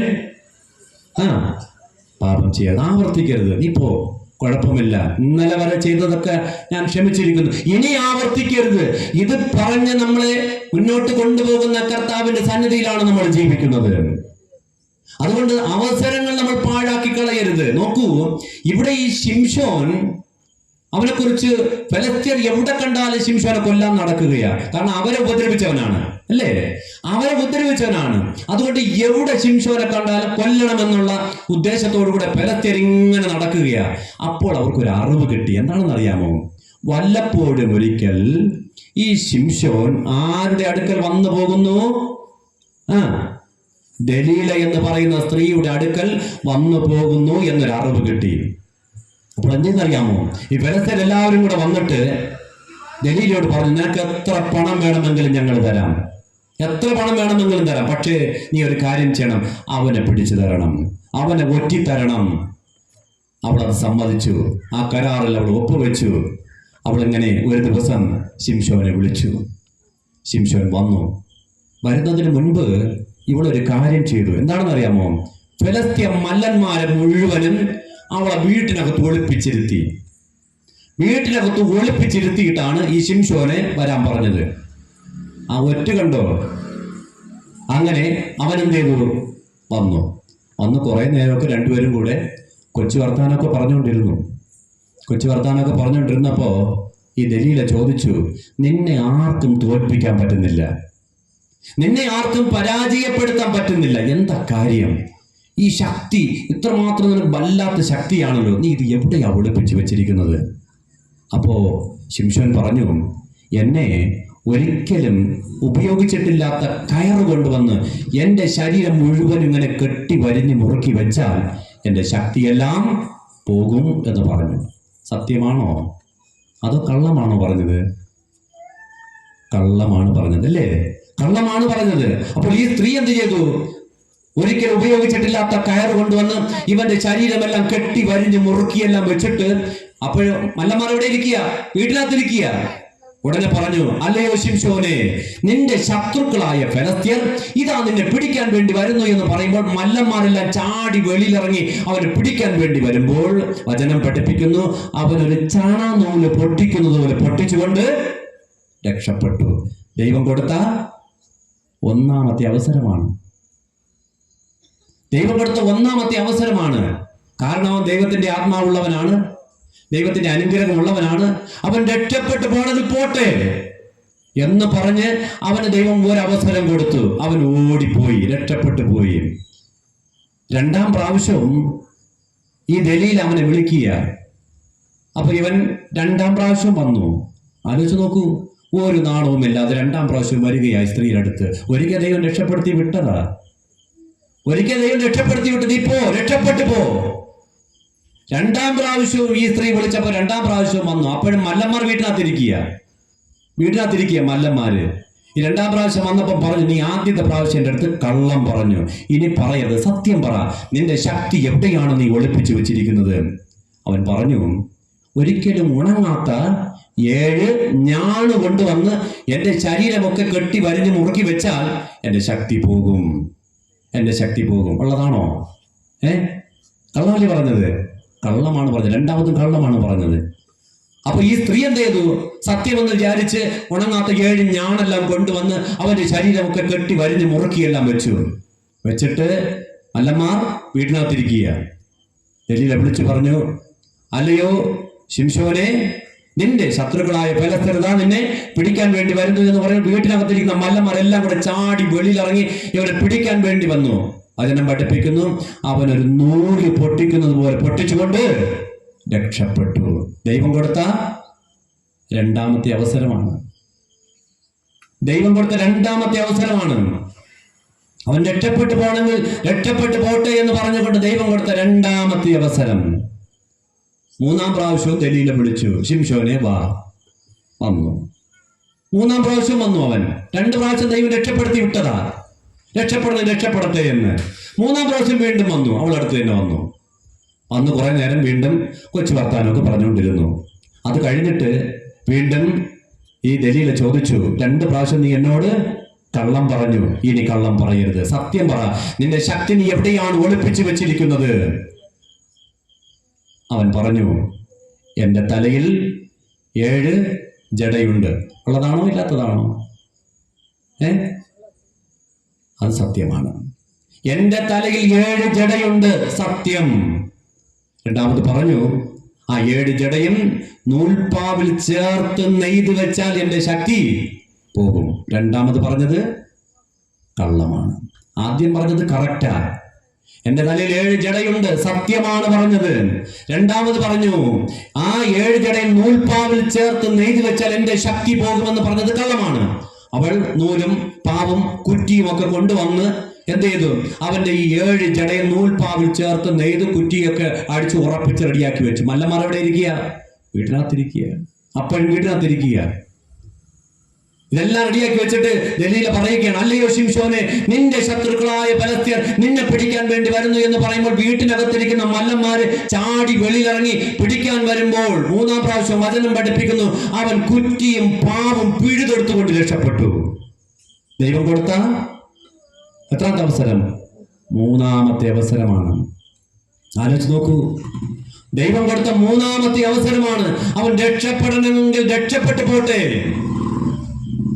4-ാം പ്രാവശ്യം വീണ്ടും ഈ ദലീല അവനെ വിളിക്കുകയാണ്.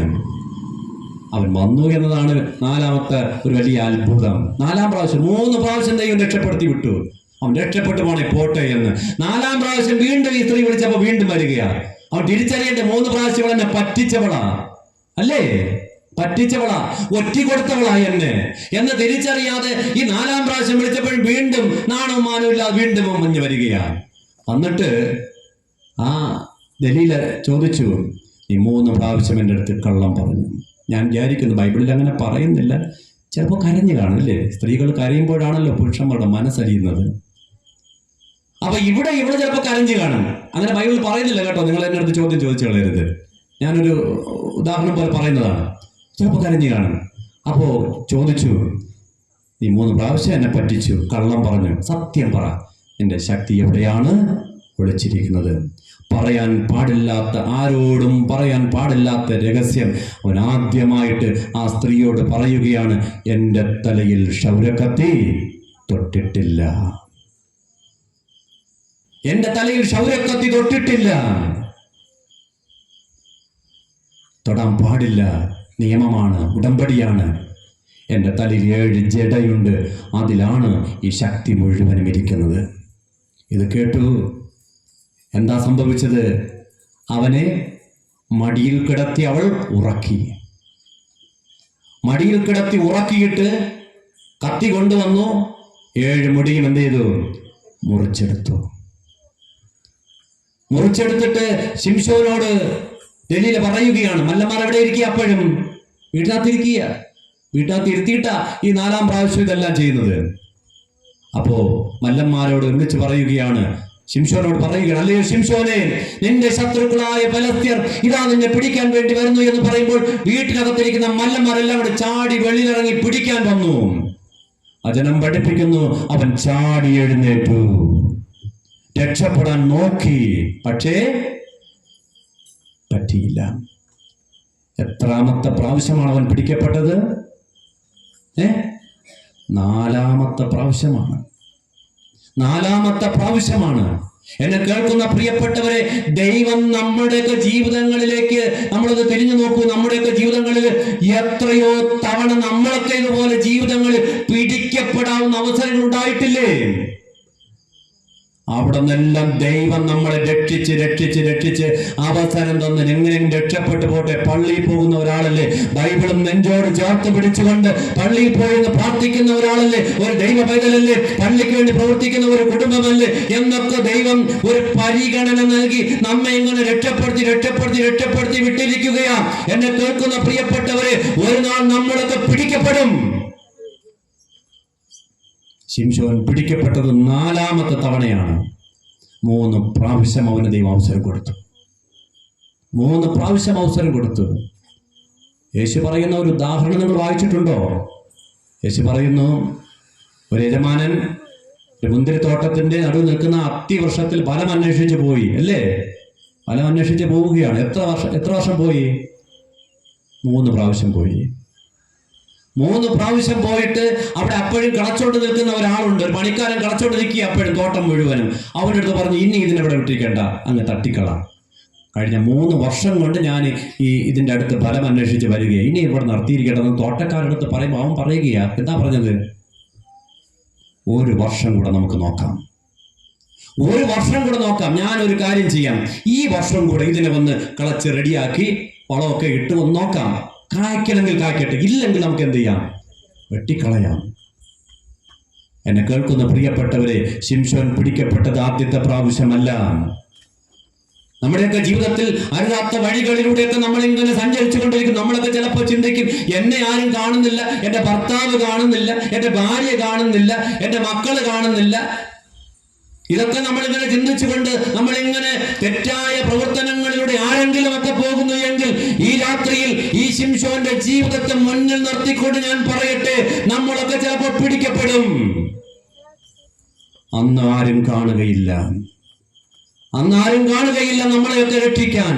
അതുകൊണ്ട് ബൈബിൾ പഠിപ്പിക്കുന്നു, അങ്ങനെ ആരെങ്കിലും ഒക്കെ അറിയാത്ത വഴികളിലൂടെ പോയിക്കൊണ്ടിരിക്കുന്നു എങ്കിൽ കം ബാക്ക്, മടങ്ങി വരണം. സമയം അതിക്രമിച്ചിട്ടില്ല. നമുക്കൊക്കെ മടങ്ങി വരാൻ പറ്റാത്ത ദൂരത്തൊന്നും നമ്മൾ ആരും പോയിട്ടില്ല. ഏത് തെറ്റാണെങ്കിലും തമ്പുരാനോട് ആത്മാർത്ഥമായിട്ട്, പൊന്നു തമ്പുരാനെ, അറിയാതെ പറ്റിപ്പോയി, എനിക്ക് മാപ്പ് തരണമേ, എന്നോട് ക്ഷമിക്കണമേ എന്ന് നമ്മൾ ആരെങ്കിലും ആത്മാർത്ഥമായി തമ്പുരാനോട് പ്രാർത്ഥിച്ചാൽ തമ്പുരാൻ ക്ഷമിക്കും. അതിനൊരു മാറ്റവുമില്ല. ഇവൻ പിടിക്കപ്പെട്ടു. അവനെ കൊണ്ടുപോയി. എങ്ങോട്ടാ?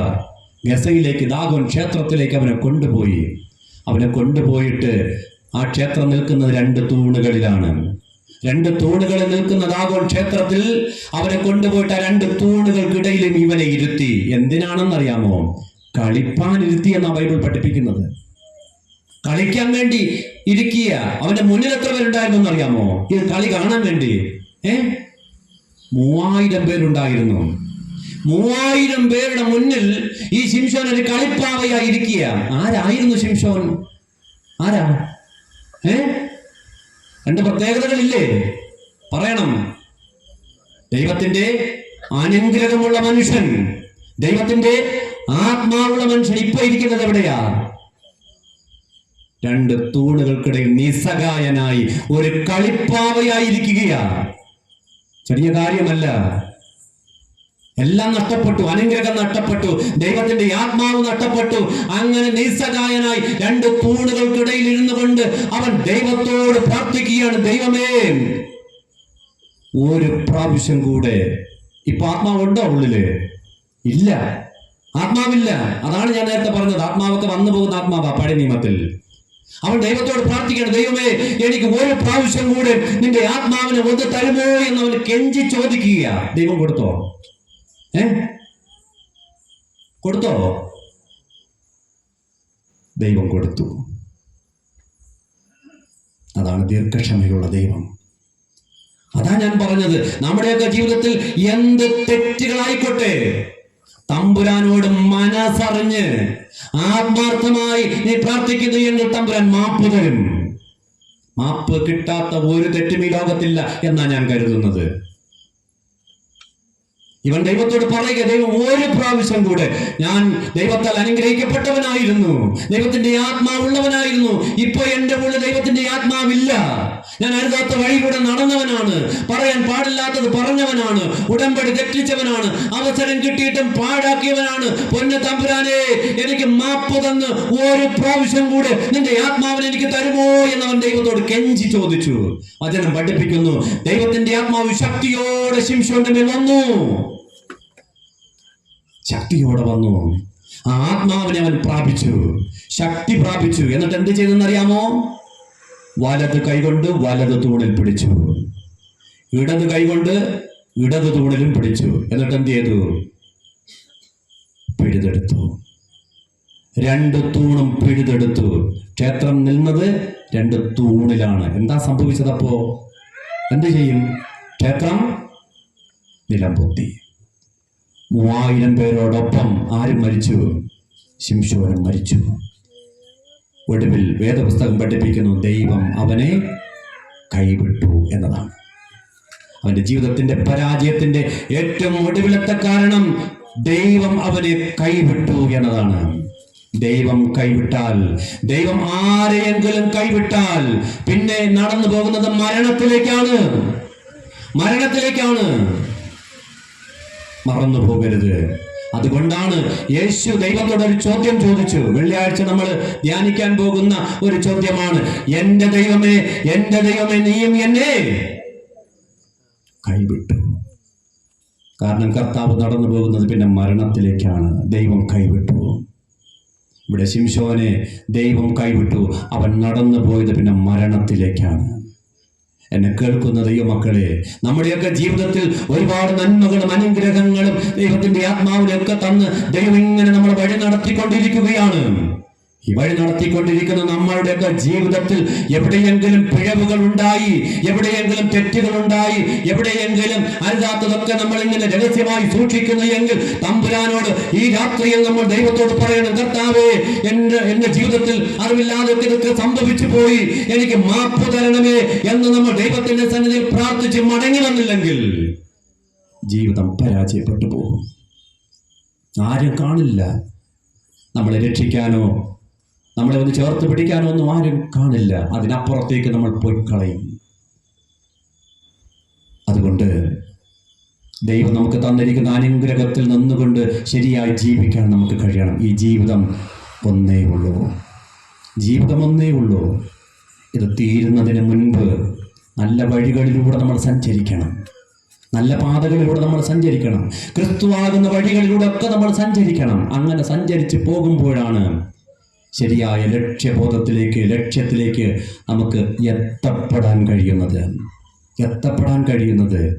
ഇനി തിരിച്ച് മരിച്ചു പോയതിനു ശേഷം പിന്നെ തിരിച്ചു വന്നിട്ട് ഇവിടെ എന്തെങ്കിലും ചെയ്യാമെന്ന് വിചാരിച്ചാൽ നടക്കില്ല. നമ്മളാരും അങ്ങനെയൊന്നും ധരിക്കരുത്. ഇനി ഇപ്പോഴിങ്ങനെ അടിച്ചു പൊളിച്ചൊക്കെ ജീവിക്കാം, കുറെ നാൾ കഴിഞ്ഞിട്ട് മരിച്ചു പോയ പിന്നെ ഒരു ജീവിതം ഉണ്ടല്ലോ എന്നൊന്നും നമ്മൾ ആരും ധരിക്കരുത്. ഇല്ല, കർത്താവ് എപ്പോഴാണോ നമ്മളെ വിളിക്കുന്നത് അപ്പോൾ നമ്മൾ പോയേ പറ്റുകയുള്ളൂ. ഏത് നമ്മൾ കിടക്കയിലാണെങ്കിലും, ഏത് വീട്ടിലാണെങ്കിലും, ഏത് കൊട്ടാരത്തിലാണെങ്കിലും, ഏത് കുടിലാണെങ്കിലും, എവിടെയാണെങ്കിലും കർത്താവ് നമ്മളെ വിളിക്കുമ്പോൾ നമ്മൾ പോയേ മതിയാവുകയുള്ളൂ. ഈ അടുത്ത കാലഘട്ടത്തിൽ അറിവ് കിട്ടിയത് ശരിയാണോ ഇല്ലയോ എന്നറിയില്ല. അംബാനി ഉറങ്ങുന്നത് 1/2 കോടി രൂപ വിലയുള്ള മെത്തയിൽ നിന്നാണ്. 50 ലക്ഷം രൂപയുടെ വില വരുന്ന മെത്തയിലാണ് അംബാനി കിടന്നുറങ്ങുന്നത് എന്നാണ്. അദ്ദേഹം ചൂടുള്ള സമയത്ത് ശരീരത്തിൻ്റെ ഊഷ്മാവിനനുസരിച്ച് തണുപ്പ് കൊടുക്കാനും തണുപ്പുള്ള സമയത്ത് ചൂട് കൊടുക്കാനൊക്കെ കഴിയുന്ന അങ്ങനെ വിലയുള്ള സംവിധാനങ്ങളൊരു മെത്തയിലാണ് കിടന്നുറങ്ങുന്നത് എന്നാണ്. എവിടെ കിടന്നുറങ്ങിയാലും തമ്പുരാൻ വിളിക്കുമ്പോൾ പോയേ പറ്റുകയുള്ളൂ. അതുകൊണ്ടാണ് കവി പോലും എഴുതി വെച്ചു, വീട്ടിലെ മെത്ത പിരിഞ്ഞ നമുക്ക് കാട്ടിലാറടി മണ്ണാണ്, ചേലിൽ ചെന്ന് കിടക്കണ നമ്മുടെ മേലെ വരുന്നത് കല്ലാണ്. ഇഷ്ടജനങ്ങളെ വിട്ട് പിരിഞ്ഞ് കട്ടിലേറി പോകുമ്പോൾ എല്ലാം വിട്ട് പെട്ടിക്കുള്ളിൽ അന്ത്യയാത്രയാകുന്നേ. വീട്ടിലെ മെത്ത പിരിഞ്ഞ് നമുക്ക് നമ്മുടെ വാസം എവിടെയാ? പിന്നെ കാട്ടിൽ 6 അടി മണ്ണിലാണ്. 50 ലക്ഷം 50 കോടി രൂപയുള്ള വിലയുള്ള മെത്തയിൽ കിടന്നാലും മരിച്ചാൽ പിന്നെ തൂക്കിയെടുത്ത് മുറ്റത്ത് കൊണ്ട് കിടത്തും, ഇല്ലേ? അത്രയേ ഉള്ളൂ ജീവിതമൊക്കെ. അതുകൊണ്ടാണ് കവി പറയുന്നത്, വീട്ടിലെ മെത്ത പിരിഞ്ഞ നമുക്ക് കാട്ടിൽ 6 അടി മണ്ണാണ്. നമ്മൾ എങ്ങനെയാ ചെന്ന് കിടക്കുന്നത്? ചേലിൽ ചെന്ന് കിടക്കുകയാണ്, അല്ലേ? നന്നായിട്ടൊക്കെ മരിച്ചു കഴിയുമ്പോൾ ഷേവ് ചെയ്യാൻ ആളുണ്ട്. പിന്നെ ചൂടുവെള്ളത്തിൽ അന്ന് വരെ ഒരു കട്ടൻ ചായ ഇട്ട് കൊടുക്കാത്തവരും അന്ന് വെള്ളം തിളപ്പിച്ചില്ല, ചൂടുവെള്ളത്തിൽ കുളിപ്പിക്കും. ഒരു 50 പൈസ മുട്ടായി വാങ്ങിച്ച് കൊടുക്കാത്ത ആളും വേണമെങ്കിൽ ഒരു വലിയ പൗഡർ ടിൻ, ഇത്രയും നീളമുള്ള പൗഡർ ടിൻ മുഴുവനും ഇടയ്ക്കിടയ്ക്ക് ഇങ്ങനെ തട്ടിക്കൊടുക്കും. പിന്നെ സാമ്പ്രാണിത്തിരി കത്തിച്ച് ഇതെല്ലാം ചെയ്യും. നമ്മൾ ചേലിലാണ് കിടക്കുന്നത്. ചേലിൽ ചെന്ന് കിടക്കണം, നമ്മുടെ മേലെ വരുന്ന എന്താ? കല്ലാണെന്നാണ്. ഇന്നാണ് സ്ലാബ് വെക്കണത്, അല്ലേ? പണ്ടോ എൻ്റെയൊക്കെ കൊച്ചുനാളിൽ ഈ ഓലപ്പായിൽ ചുരുട്ടിക്കൊണ്ട് വെച്ച് മണ്ണ് വെട്ടി ഇറക്കിയത് ഞാൻ കണ്ടിട്ടുണ്ട്, എൻ്റെ കൊച്ചുനാളിൽ കണ്ടിട്ടുണ്ട്. അങ്ങനെ അടക്കം ചെയ്തിട്ടുണ്ട്. ഈ വയനാട് നമ്മളൊക്കെ കണ്ടതല്ലേ? സ്ലാബിട്ടാണോ അടക്കിയത്? മണ്ണല്ലേ വെട്ടി ഇറക്കിയത്. ചേലിൽ ചെന്ന് കിടക്കണം, നമ്മുടെ മേലെ വരുന്നത് കല്ലാണ്. പിന്നെ ഇഷ്ടജനങ്ങളെ വിട്ടുപിരിഞ്ഞ്, ഇഷ്ടജനങ്ങളെയൊക്കെ നമ്മൾ വിട്ടുപിരിയണം. കാമുകൻ കാമുകയെ വിട്ടുപിരിയണം, അല്ലേ? അപ്പൻ പിന്നെ ഭർത്താവ് ഭാര്യയെ വിട്ടുപിരിയണം, ഭാര്യ ഭർത്താവിനെ വിട്ടുപിരിയണം, എല്ലാവരും വിട്ടുപിരിയണം. ഇഷ്ടജനങ്ങളെ വിട്ടുപിരിഞ്ഞ് കട്ടിലേറി പോകുമ്പോൾ, കട്ടിൽ എന്ന് പറഞ്ഞാൽ പെട്ടി ചുമക്കുന്നത് പ്രധാനമായിട്ടും എത്ര പേരാ? ഫ്രണ്ടിൽ 2, ബാക്കിൽ 2, അല്ലേ? പിന്നെ ഇടയിൽ പിന്നെ സപ്പോർട്ടിനൊക്കെ ചെന്ന് ചിലരൊക്കെ പിടിച്ച് നിൽക്കുന്നതാണ്. 4 പേരാണ് ശരിക്കും പെട്ടി ചുമക്കുന്നത്. അതുകൊണ്ടാണ് ഇഷ്ടജനങ്ങളെ വിട്ട് പിരിഞ്ഞ് കട്ടിലേറി പോകുമ്പോൾ എല്ലാം വിട്ട് പെട്ടിക്കുള്ളിൽ അന്ത്യയാത്രയാകുന്നേ. പിന്നെ തിരിച്ച് വരവില്ല നമുക്ക്. അങ്ങനെ ഒരു ലോകത്ത് ഞാനും നിങ്ങളുമൊക്കെ ജീവിക്കുകയാണ്. അതുകൊണ്ട് നമ്മുടെ ആയുസ് തീരുന്നതിന് മുൻപ് ദൈവം നമുക്ക് നൽകിയിരിക്കുന്ന അനുഗ്രഹങ്ങൾ നഷ്ടപ്പെടുത്തി കളയാതെ മടങ്ങി വരേണ്ട സമയത്ത് മടങ്ങി വരണം, പ്രാർത്ഥിക്കേണ്ട സമയത്ത് പ്രാർത്ഥിക്കണം, അനുതാപം ഉണ്ടാകേണ്ട സമയത്ത് അനുതാപം ഉണ്ടാകണം. അരുതാത്ത വഴിയിലൂടെ പോകുന്നു എന്ന് ബോധ്യപ്പെട്ടാൽ തിരിച്ചു വരണം. പറയാൻ പാടില്ലാത്തത് പറയുന്നു എന്ന് നമുക്ക് ബോധ്യപ്പെട്ടാൽ നമ്മളത് നിർത്തണം. ഉടമ്പടി തെറ്റി എന്ന് നമ്മൾ കണ്ടാൽ അത് പുതുക്കണം. ദൈവം എനിക്ക് അവസരം 1 അല്ല 2 അല്ല 3 അല്ല ഇങ്ങനെ തന്നു കഴിഞ്ഞു എന്ന് നമുക്ക് ആർക്കെങ്കിലും ബോധ്യപ്പെടുന്നു. പിടിക്കപ്പെടാവുന്ന ഒരുപാട് അവസരങ്ങൾ ഉണ്ടായിട്ടും പിടിക്കപ്പെടാതെ ദൈവം അവസരം തന്നു എന്ന് നമുക്ക് ബോധ്യപ്പെടുന്നു എങ്കിൽ അവിടെ നമ്മൾ കർത്താവിൻ്റെ അടുക്കിലേക്ക് മടങ്ങി വരണം. ഒടുവിൽ ദൈവം കൈവിടുന്നതിന് മുൻപേ തമ്പുരാന്റെ അടുത്തോട്ട് ചേർന്ന് നിൽക്കാൻ നമുക്ക് കഴിഞ്ഞാൽ നമുക്ക് ദൈവം തന്നിരിക്കുന്ന ആത്മാവിനനുസരിച്ച് അനുഗ്രഹത്തിനനുസരിച്ച് മുന്നോട്ട് പോകാൻ കഴിയും. അതിന് ദൈവത്തിൻ്റെ പരിശുദ്ധാത്മാവ് നമ്മെല്ലാവരെയും സഹായിക്കുകയും ശക്തീകരിക്കുകയും ചെയ്യുമാറാകട്ടെ. ആമേൻ. ഒരു നിമിഷം പ്രാർത്ഥനയ്ക്കായിട്ട് നമുക്ക് എല്ലാവർക്കും എഴുന്നേറ്റ് നിൽക്കാം. ഒരു നിമിഷം എല്ലാവർക്കും കണ്ണുകളെ അടയ്ക്കാമോ? ഈ കൺവെൻഷൻ യോഗത്തിൽ നമ്മൾ കർത്താവിൻ്റെ സന്നിധിയിലായിരിക്കുന്നു. നമ്മുടെ ഉള്ളു കാണുന്ന ഒരാൾ മുകളിലുണ്ട്. എല്ലാവർക്കും കണ്ണുകളെ അടച്ച് ഒരുപാട് സമയമൊന്നും വേണ്ട, ഒരു നിമിഷം നിന്നിലേക്കൊന്ന് നോക്കുമോ? കർത്താവേ, ഈ നാളുകളിൽ ഞാൻ യഥാർത്ഥ വഴിയിലൂടെയാണ് സഞ്ചരിച്ചു കൊണ്ടിരിക്കുന്നു. ഞാൻ മടങ്ങി വരാൻ ആഗ്രഹിക്കുന്നു. ഈ രാത്രിയിൽ മടങ്ങി വരാമോ? പറയാൻ പാടില്ലാത്തത് നീ എന്തെങ്കിലും പറയുന്നു എങ്കിൽ, ആരോടെങ്കിലും നീ നാളുകളിൽ വാക്കുകൊണ്ട് ആരെങ്കിലും വേദനിപ്പിച്ചു കൊണ്ടിരിക്കുന്നു എങ്കിൽ വചനം പറയുന്നു, നിർത്തണം. പാടില്ല. പാപമാണ്, നിന്റെ ജീവിതത്തിലെ പരാജയമാണ്. ദൈവത്തോട് നീ എടുത്ത ഉടമ്പടി നീ തെറ്റിച്ചോ? കുടുംബജീവിതത്തിൽ നീ എടുത്ത ഉടമ്പടി തെറ്റിച്ചോ?